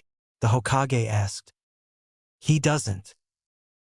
The Hokage gave a sigh and huffed his pipe to relax himself. He has probably grown tired of the treatment he was receiving. He paused. To do what you want, learn what you want, and go where you want to without being bothered. What a carefree dream then. I just wish that somewhere was in Konoha. We can only hope, Hokage-sama. Yes, Kakashi, we can only hope. Chapter 4. Red Glowing Eyes. A random training ground in Konoha. Ketan, Gokakyu no Jutsu ***. A huge fireball raced towards the intended target. engulfing the area with bright flames. A strong explosion followed with thick smoke covered the vicinity. Two eyes surveyed the area, looking for signs of its target being hit but found none. The thick smoke covered the area after the explosion blocked most of the view, providing limited vision. The fireball user narrowed his eyes, scrutinizing the smokescreen. Usually, the accompanying smoke created after he would use the fireball jutsu would clear after a few seconds. This one was strange in the way that it had already been almost 12 seconds but gave no signs of dissipating. It was almost as if, eyes widening in realization, he started a series of hand seals. His instincts told him to jump back just a few moments before he finished the hand seals and released the jutsu mid-air. Kai! His speculation was proven right when the smoke cleared after releasing the Genjutsu breaker technique. The once smoke-filled area was then replaced by an individual in its place. The person was in a crouching position with his left foot forward and his right foot on a kneeling position. Both of his palms were open and planted on the ground and leveled with his front foot. "Took you long enough, Sasuke." The revealed person smirked in his position. Sasuke noticed foreshadows slithering from his palms, two on each towards him. The fact that they were already upon him meant that the technique had been executed while the smokescreen was still present. He had been lucky enough his instincts warned him to retreat, or else he would have been already caught. A shadow suddenly burst forth in a show of speed and tried to attack his left foot like a pike, which caused him to sidestep in a rushed manner. He was then immediately forced to duck in a crouch as another shadow spike passed a few centimeters above his head. The shadow, seemingly not willing to give him time to breath, once more struck from behind. Luckily, his instincts kicked back, giving him the chance to dodge. The onslaught continued for a few minutes as he twisted and turned to evade the shadows. With each escape he successfully did, the next attack became harder to evade. They keep getting faster and faster. 3 minutes yet, they've already accelerated to double speed. If this continues, I'll get caught before Shikamaru runs out of chakra. The Uchiha thought worriedly as he carefully dodged the onslaught of the shadows. Sasuke took a quick glance on Shikamaru, taking note of the victorious smirk in the Nara's face when they made eye contact. Sasuke knew it was a fake one. The Nara had never been the braggart. He was an individual who was cautious even when the fight had already been over. No, this smirk wasn't a sign of being confident in his win. This one was made to goad Sasuke into rage and make him irrational. He wouldn't fall for that. Noticing the fact that he was being backed to a corner, Sasuke dodged a few more strikes before he desperately tried to start a string of hand seals. His opponent noticed this and made his move. One shadow struck to his ankle, forcing him to jump. Another as an uppercut, forcing him to disengage the hand seals lest he be caught. The position mid-air gave him the opportunity for a backflip. Whilst mid-air, he immediately guided his hands towards the weapon's holster and flung 2 shurikens towards Shikamaru. Sasuke smirked as he noticed the conflicted face Shikamaru was making. He knew that Shikamaru was purposely backing him to a corner as the shadow user couldn't risk the chance of a counterattack. The smirk was immediately replaced with a scowl as Shikamaru seemingly made up his mind, spawning another shadow to deflect both the shurikens. Sasuke landed and backed away a few steps to create distance against the shadows that were on the move once more, the extra shadow following on pursuit. I see, so the acceleration of the shadows reset if Shikamaru loses focus for a split moment. His theory was proven true as the onslaught of the shadows seemed to have been easier to evade than before. Nevertheless, Sasuke knew that they would soon recover their lost momentum if given a chance. This time also, Shikamaru was more careful in his moves, making the attacks more decisive and precise enough to leave him no room for retaliation. 3 minutes later, the shadows have once more gained their lost momentum, and with the extra spawn, Sasuke knew it was only a matter of seconds before he made a mistake and get caught. Sparing a quick glance at Shikamaru, he saw the Nara with a blank look, a look that could only be seen on machines that hold no emotions, also known as a ninja's poker face. Sasuke knew that the shadow user only used this face when he was at his wit's end, when he could spare no effort to his body language and was forced to put his full focus on the battle on hand. Sasuke had only seen Shikamaru go this way during his spars with Naruto. True enough that Sasuke won on most of their bouts, but he had never seen the Nara show him this side of him on their spars. This was a first for him. This made him feel invigorated once more, giving him the willpower to go on with the match with more enthusiasm, which he hasn't felt for a long time. The Uchiha knew that there was a reason his opponent would go so far as give his all. And perched on a nearby treetop were a pair of Jounin senseis and a genin, observing the match carefully. The two Jounins were Kakashi, who was leaning on the tree in a lazy manner, and Asuma, who was strangely unmotivated on the smoke in his hands. His focus was instead full on the sparring students a few meters away from them. The genin, perched on another branch, standing with arms in his pockets, was Naruto. "Say, Asuma, did you tell Shikamaru that we made a bet against them today? He seems more motivated than usual. In fact, I've never seen him this motivated." To any other observer, Kakashi's voice would seem unconcerned, but Asuma knew more than that. "Then you haven't seen him go against Naruto yet. So Shikamaru and Naruto's spars are that interesting? That's good then. This should be enough to motivate me to watch their spars." Kurenai did say it was interesting to watch, but I wasn't that convinced since Anko doesn't seem to have an opinion of it. It is weird that she's uncharacteristically quiet about that topic. Hearing his name mentioned, Naruto quipped, "The way both of you take makes it seem that we've gathered a few more audience than what I had expected. It would seem that I will have to increase the level of my barriers against onlookers. Hey, those current ones are already giving me a hard time to trace the both of you since you kept relocating. Why don't you just focus on your spars and let the audience enjoy?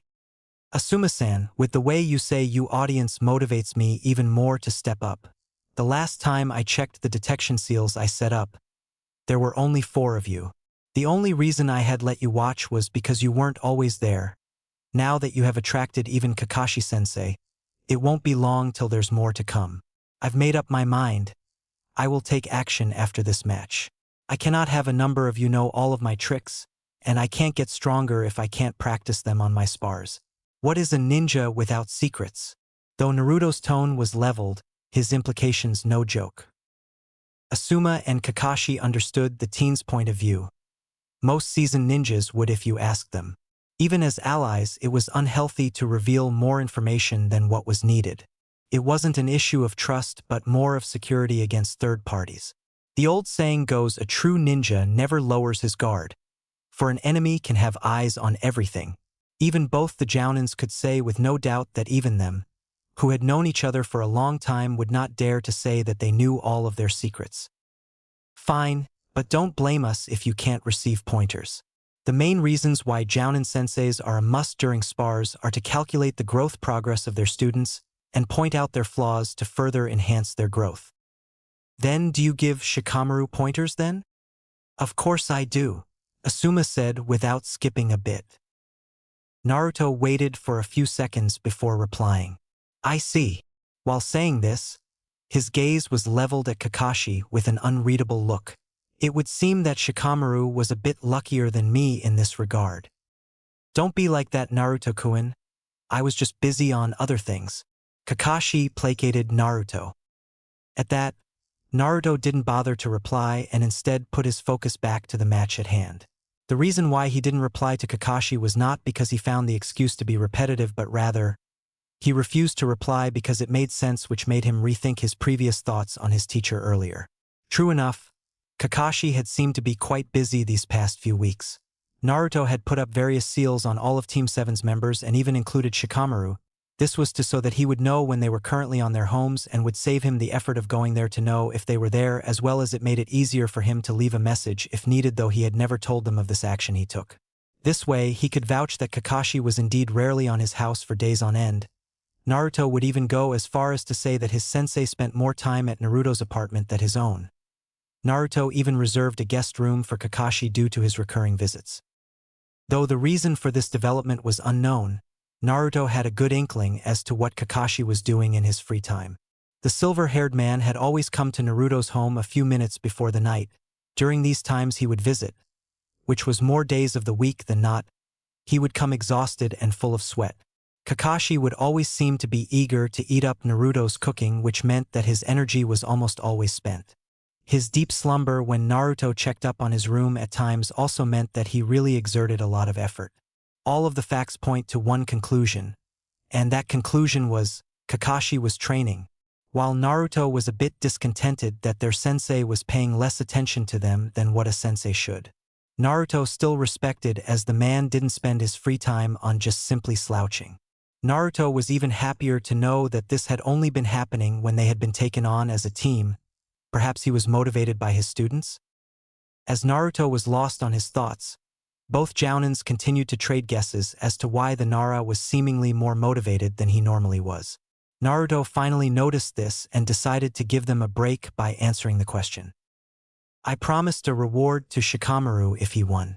The same offer was not given to Sasuke as the reward was unfit for him. If Sasuke does win, I'll still find a way to give him a consolation. That is if he asks for it. With the question finally answered, the three once more concentrated on the match at hand. It had been already 7 minutes since the last time that Sasuke had retaliated, but he still found no room for another chance at a comeback. The acceleration of the shadows had stopped at the 5-minute mark, and Uchiha felt sure he could safely say that this was its current peak. While the speed was indeed stable and he was getting accustomed to it, Shikamaru was also getting accustomed to his movements. He knew it was only a matter of seconds left before he was caught, but he still refused to back down. At the current state of things, he was spending more chakra on speeding himself up than Shikamaru was at attacking him. He had deducted this on the reason that the shadows were thinner and thus cost lesser chakra than before. The shadows being thinner didn't mean that they were easier to evade. In fact, it was the opposite, and they were faster and more flexible than they were before. Gritting his teeth in frustration, Sasuke forced his mind to come up with a solution. He knew that it wasn't good for a ninja to lose his cool, but he would rather lose fighting than give up right now. A myriad of ideas came up on his mind, but none of them could work in this situation. Too little time for preparation, too small of a room for movement, and even his dwindling chakra pool was an issue too. There's no way that this technique is that perfect. There has got to be a flaw to it. If only I could find a way to strike back. Wait. Suddenly, the thoughts of his previous actions all came down to him. That's it. Sasuke's eyes widened in realization as he remembered a tidbit of information. Stupid. Why haven't I thought of that?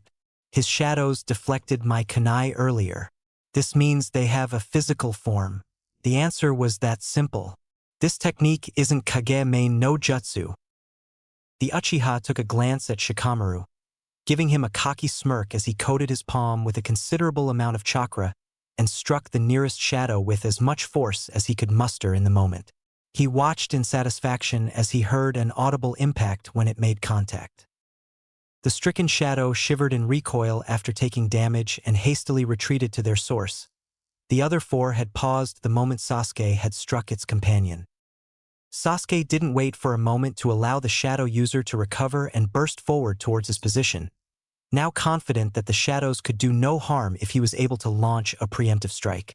The very same moment he burst forth, the remaining shadows retreated to the shadow user, outrunning Sasuke. Even though Sasuke had already gone full speed at running, the shadows were still a bit faster than him and were able to arrive at their source faster than the Uchiha. Just as they did, Shikamaru hastily started a string of hand seals, finishing it just before Sasuke could come close. Shikamaru seemingly finished his jutsu and mouthed his jutsu with no sound, irritating Sasuke as he had no idea just what the shadow user had done. Sasuke was forced to halt a few meters in front of the shadow user, unsure what to do with the current situation. The shadow user had already finished the hand seals for a jutsu, so it was dangerous to get too close without knowing what type of jutsu it was. A few more moments passed, but the situation showed no sort of development. This ticked off Sasuke even more. Don't tell me you're going to hold back that jutsu to keep me from a distance, Shikamaru. Who says it hasn't been casted yet? Sasuke did a double take looking at his surrounding for any sort of change. I don't think that's the case though. I would have felt the chakra spike when it's cast otherwise. Then why did you do a double take to look around? I'm not a sensor, so it's possible that the spike passed through my senses. Also, I can never be too sure when fighting against you. What's more troubling is that you never once verbally said any of the names of your jutsus on our spars, so I have to be careful. I can't let you snatch this victory. You seem more motivated than usual. This makes me want to win even more. I'm guessing Naruto promised a reward, right? Do I get it if I win? How does it feel knowing the answer against my technique was so simple? Shikamaru's deliberate change of topic didn't go unnoticed by Sasuke, nor to the onlookers nearby. The Uchiha looked annoyed for a split second, but he schooled his expression immediately.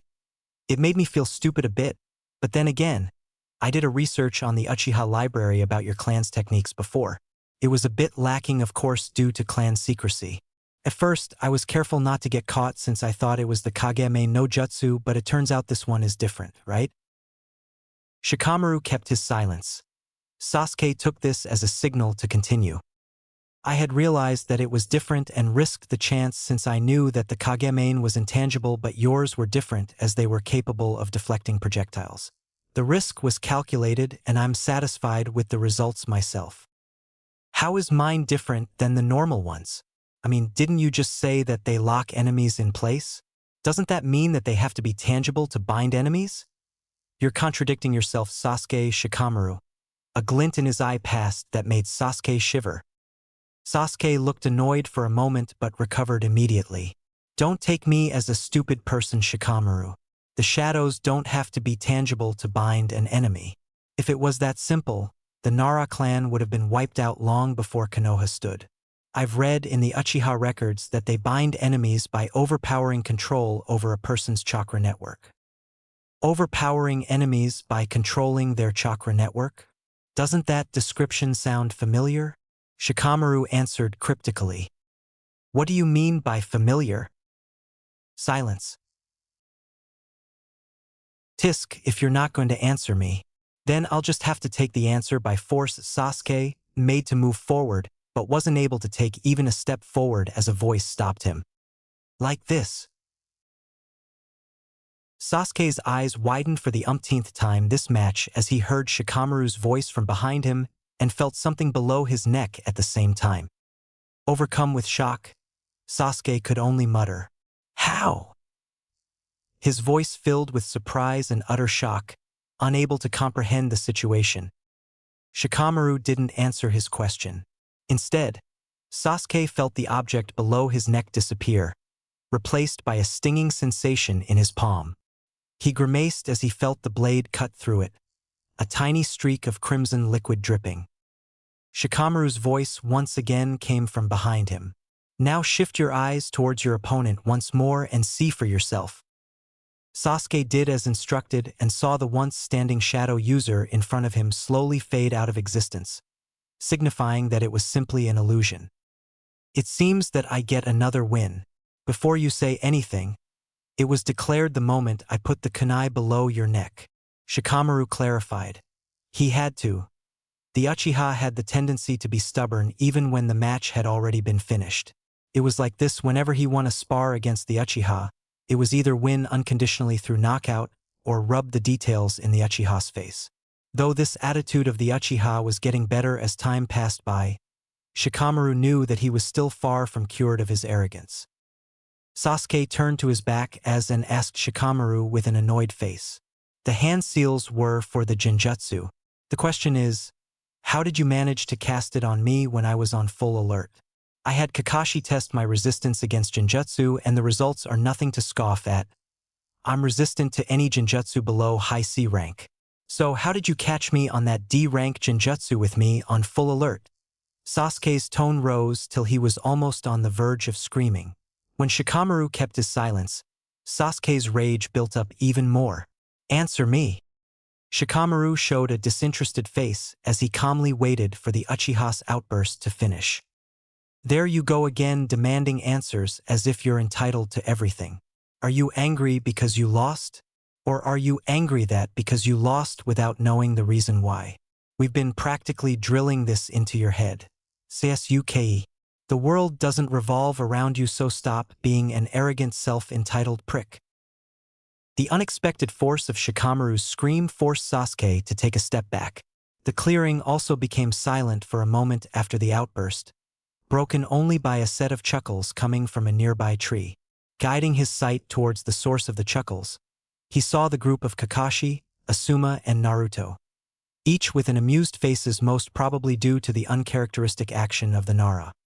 With his pride hurt, Sasuke was about to retort when Naruto dropped down, motioning both him and Shikamaru to come close. They did as instructed not long after. Not bad, Sasuke, you managed to crack Shikamaru's strategy in just 3 weeks. Too bad he was still 2 steps ahead of you. 2 steps. He didn't just trap you in an illusion. In case you had broken through that genjutsu, he had also already set up a substitution at the same moment, thus, he would be able to escape should you have faked being caught in the illusion. Tisk. Shikamaru walked behind Sasuke and patted him in the back in an attempt to console him. That makes 3 wins for me. As of now, our record is still at 4-3 with you on the leading spot. You can continue your talk at my apartment later. I have something for the both of you to do. Sasuke, get everything on this grocery list. Naruto handed Sasuke a piece of paper. You're well liked, so be sure to capitalize on making discounts. Sasuke made a disgruntled voice but complied nonetheless.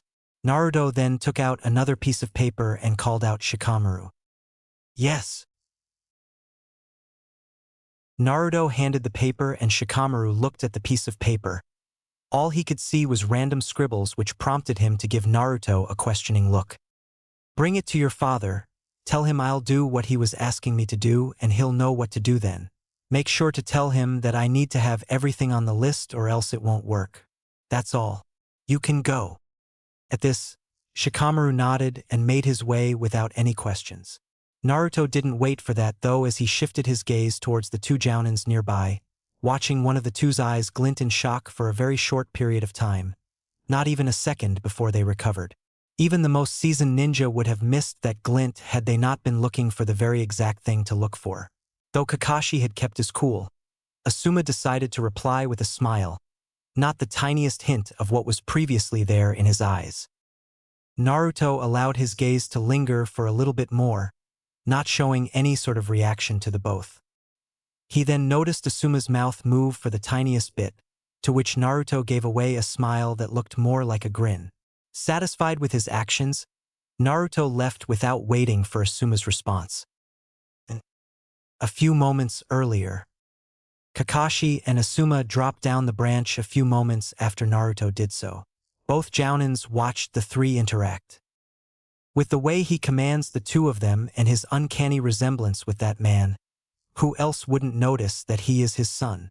And that's not even mentioning the more prominent ones. Though Asuma's voice was held down to minimum, one could not deny that the tone held a tint of melancholy and nostalgia. You should know better than talk about that topic in his vicinity, Asuma. His senses are far stronger than most of his age, probably even stronger than yours. With this range, even if you whisper, the chances of him hearing you are still too high. Ha! You can't be serious. As if answering to his question, Naruto finished interacting with his teammates and switched his gaze at the 2 of them. His look blank and devoid of emotion, which made the 2 surprised for a split second, Asuma especially. Had it not been for his years of training, he knew they would have been noticed, but with the look Naruto was giving him, he was unsure if his years of experience had done anything in this situation. Feeling a little unnerved with a much less experienced individual giving him that look, Asuma decided to step up the act and give the kid a smile. Expecting the teen to take up the bait, he didn't expect Naruto to not give a reaction to the act. Don't you think that he's a bit too perceptive for his age, Kakashi? Asuma's voice could barely be heard as it was barely a whisper. Kakashi felt like face-palming himself. This time, after Asuma's whisper, Naruto seemingly heard his whisper and decided to direct his response to Asuma. A smile, though it looked more like a grin or smirk, a smirk of knowing to be precise. Naruto didn't even wait for his reaction before he left. This made Asuma feel that he had just lost a competition he hadn't even decided to join. Kakashi shook his head at this interaction. The 12 years you spent with the daimyo has made you soft, Asuma. Being unnerved by the gaze of a genin? TSK. Tisk. Though Asuma knew that Kakashi's message held no bite, he still felt a bit stung with its implications.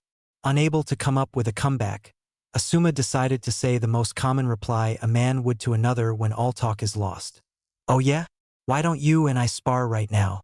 Pretty sure I spent my 12 years in a more productive way than you did, Hataki.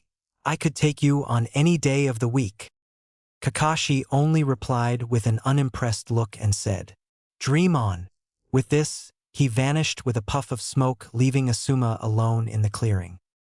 The wind blew a cold breeze and a crow passed. The sound it made eerily sounded like alone, alone. Naruto's apartment. The delicious aroma of blueberry sailed through the air as Naruto took out the blueberry pie from his oven. Putting the pie in the center of the table, he arranged the tablewares along with the dinner meal. There were a few variety of food present in the table along with the ever-present rice. In the table could be seen smoked striped fire country salmon, mashed potatoes, 2 flavors of ramen, 1 vegetable and the other cow meat, as well as fried chicken with tomato sauce. Satisfied with the presentation in the table, Naruto looked at the wall clock. They should be here in less than a few minutes. As if answering to Naruto's thoughts, the voice of Shikamaru along with Sasuke entered his hearing, seemingly coming from the living room. "So you were saying you injected the chakra for the genjutsu when I punched that shadow of yours?" It was Sasuke's voice that spoke. "Yes, to make it simpler, I injected the chakra for the genjutsu when you struck my shadow. Since it was just a simple foreign chakra injection, it didn't do any harm, thus preventing you from noticing the injection. Also, I specifically injected it when you spiked your chakra to strike my shadow, which was why you didn't feel the slightest amount of change. Finally, it's just a molded chakra made to match your own, so it won't be noticed by you when it finally stays at your system. So that was what the hand seal's for. To activate the dormant chakra and cast the genjutsu from inside my defenses. No wonder I didn't feel any chakra spike. I've been trying to look out for the spike from you, not even knowing it had already penetrated my defenses. Now I understand. It's why they're tangible. It's because they're not only made of yin chakra like the regular technique, but they're also made with yang chakra. With both spiritual and physical part, yin and yang, of chakra present, you will be able to produce a method to induce genjutsu once it catches your opponent and not just lock them in place. You pretty clever to deduce all of that with just a few sentences as clues. Yes, all of those you just said are correct. Though there are a few flaws such as, I'll have to mold the chakra specifically per target. Not a big problem since I'm some sort of a sensor myself. The illusion is also very subtle once it takes place, so it's almost impossible to detect once activated. Its power lies on how much damage you can deal in one strike, since the illusion breaks the moment the enemy takes damage, no matter how minimal it is. Its strength should be at least high B rank nearing low A, though with the amount of preparation it takes, it can't be considered any higher than average B rank. Both teens arrived at the dinner table at the same time. Both had also lightened up after seeing the contents of the table. You just made your own B-rank genjutsu at the age of 15, and you make it seem like a walk in the park? Leave it to the genius Shikamaru to say things like that. Naruto welcomed with a smile, shaking left and right. It's not actually make per se, it's modify. In actuality, all I did was add yang chakra to the technique and mold the chakra so that it can turn into a genjutsu-inducing technique, a nin genjutsu. I bet you're the first in your family who thought of doing that. Sasuke injected. Actually, there was somebody else. Ugh, never mind. I'm too hungry for this talk. The three then seated themselves and prepared to start eating, but was halted when the doorbell rang. Naruto shared a gaze with Shikamaru. It's him, both said at the same time. It's him. Both Naruto and Shikamaru looked at Sasuke with a questioning look. What? I'm not that good in chakra sensing, but I'm pretty sure there's only one person who could be in the back of that door. Troublesome.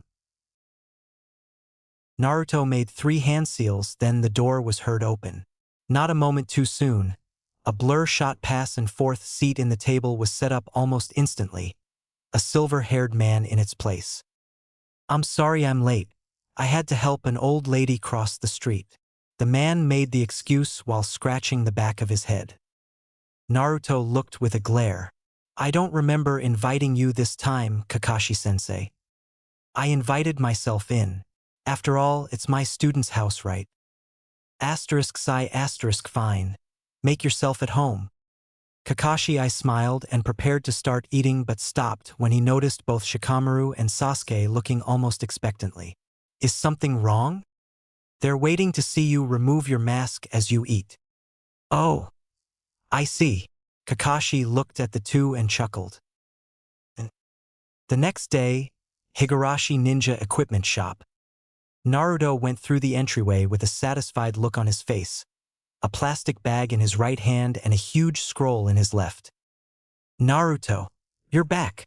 What took you so long? It's been 3 weeks. The voice of a girl welcomed him from the counter. Both her hair and eyes were dark brown in color. She was wearing a pink sleeveless cheap house-style blouse, traditional Chinese dress, and her hair was styled as 2 buns on the sides. The girl then came out of the counter and ran towards Naruto, barely stopping a few inches before colliding with him and proceeded to take Naruto's baggage. You didn't have to do that, Tenten. They weren't that heavy. The now named Tenten temporarily dropped the baggage and shushed him with a waggle of a finger. No can do, Naruto. You're one of our best patron.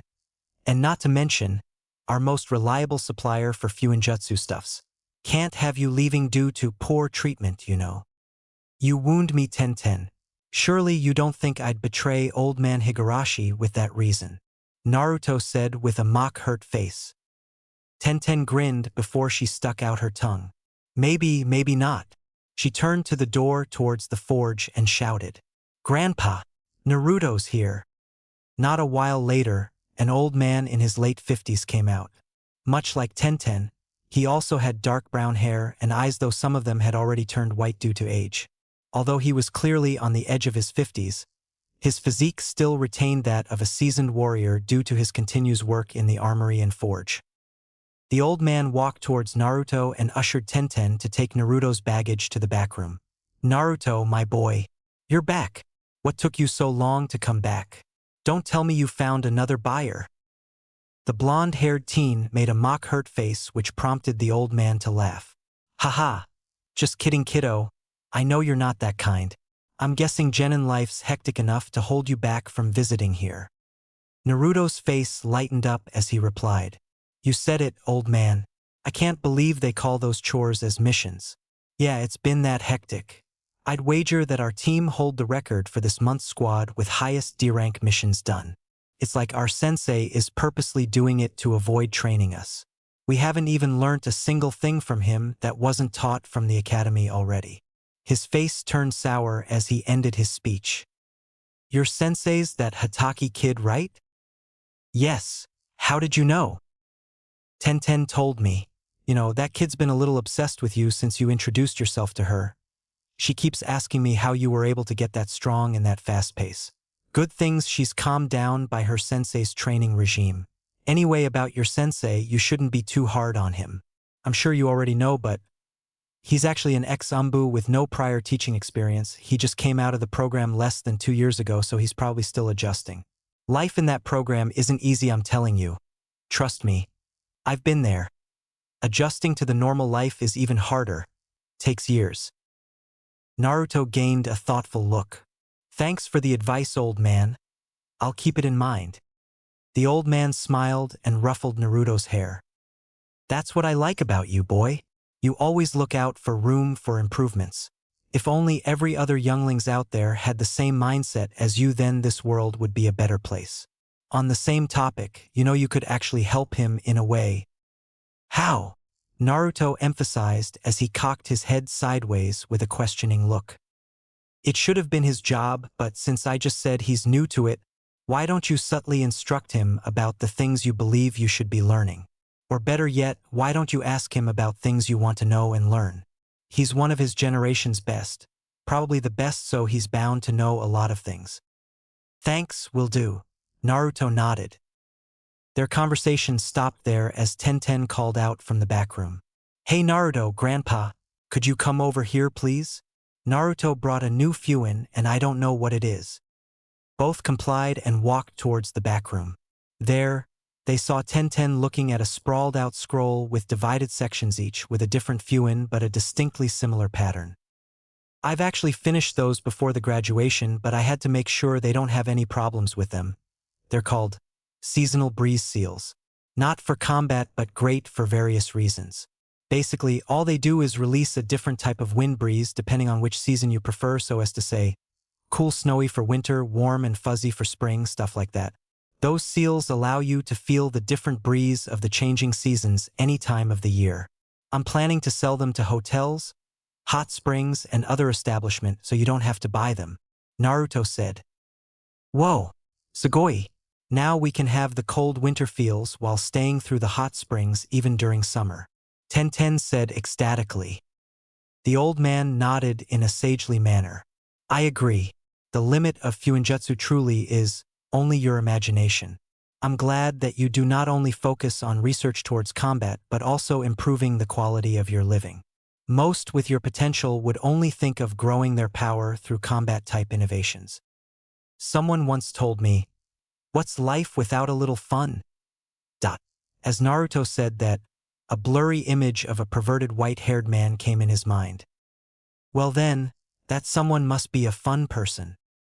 Naruto trailed of his thoughts as the image passed. It had been a long 6 years since his transport to this world. Just as the gatekeeper said, his memories of his previous world were diminishing little by little. By now, only glimpses and vague images came to him every now and then. He knew sooner that even that would stop and he would completely forget that he had come from a different yet similar realm. He chuckled at the particular thought of forgetting neither where he came from nor why he came here. I don't really mind forgetting though. I actually like this place more than that other. I wonder who that perverted-looking man was. I'm pretty sure he was somebody important to me. He had unknowingly changed to a smile as his thoughts drifted to the unknown man. To Naruto, snap out of it.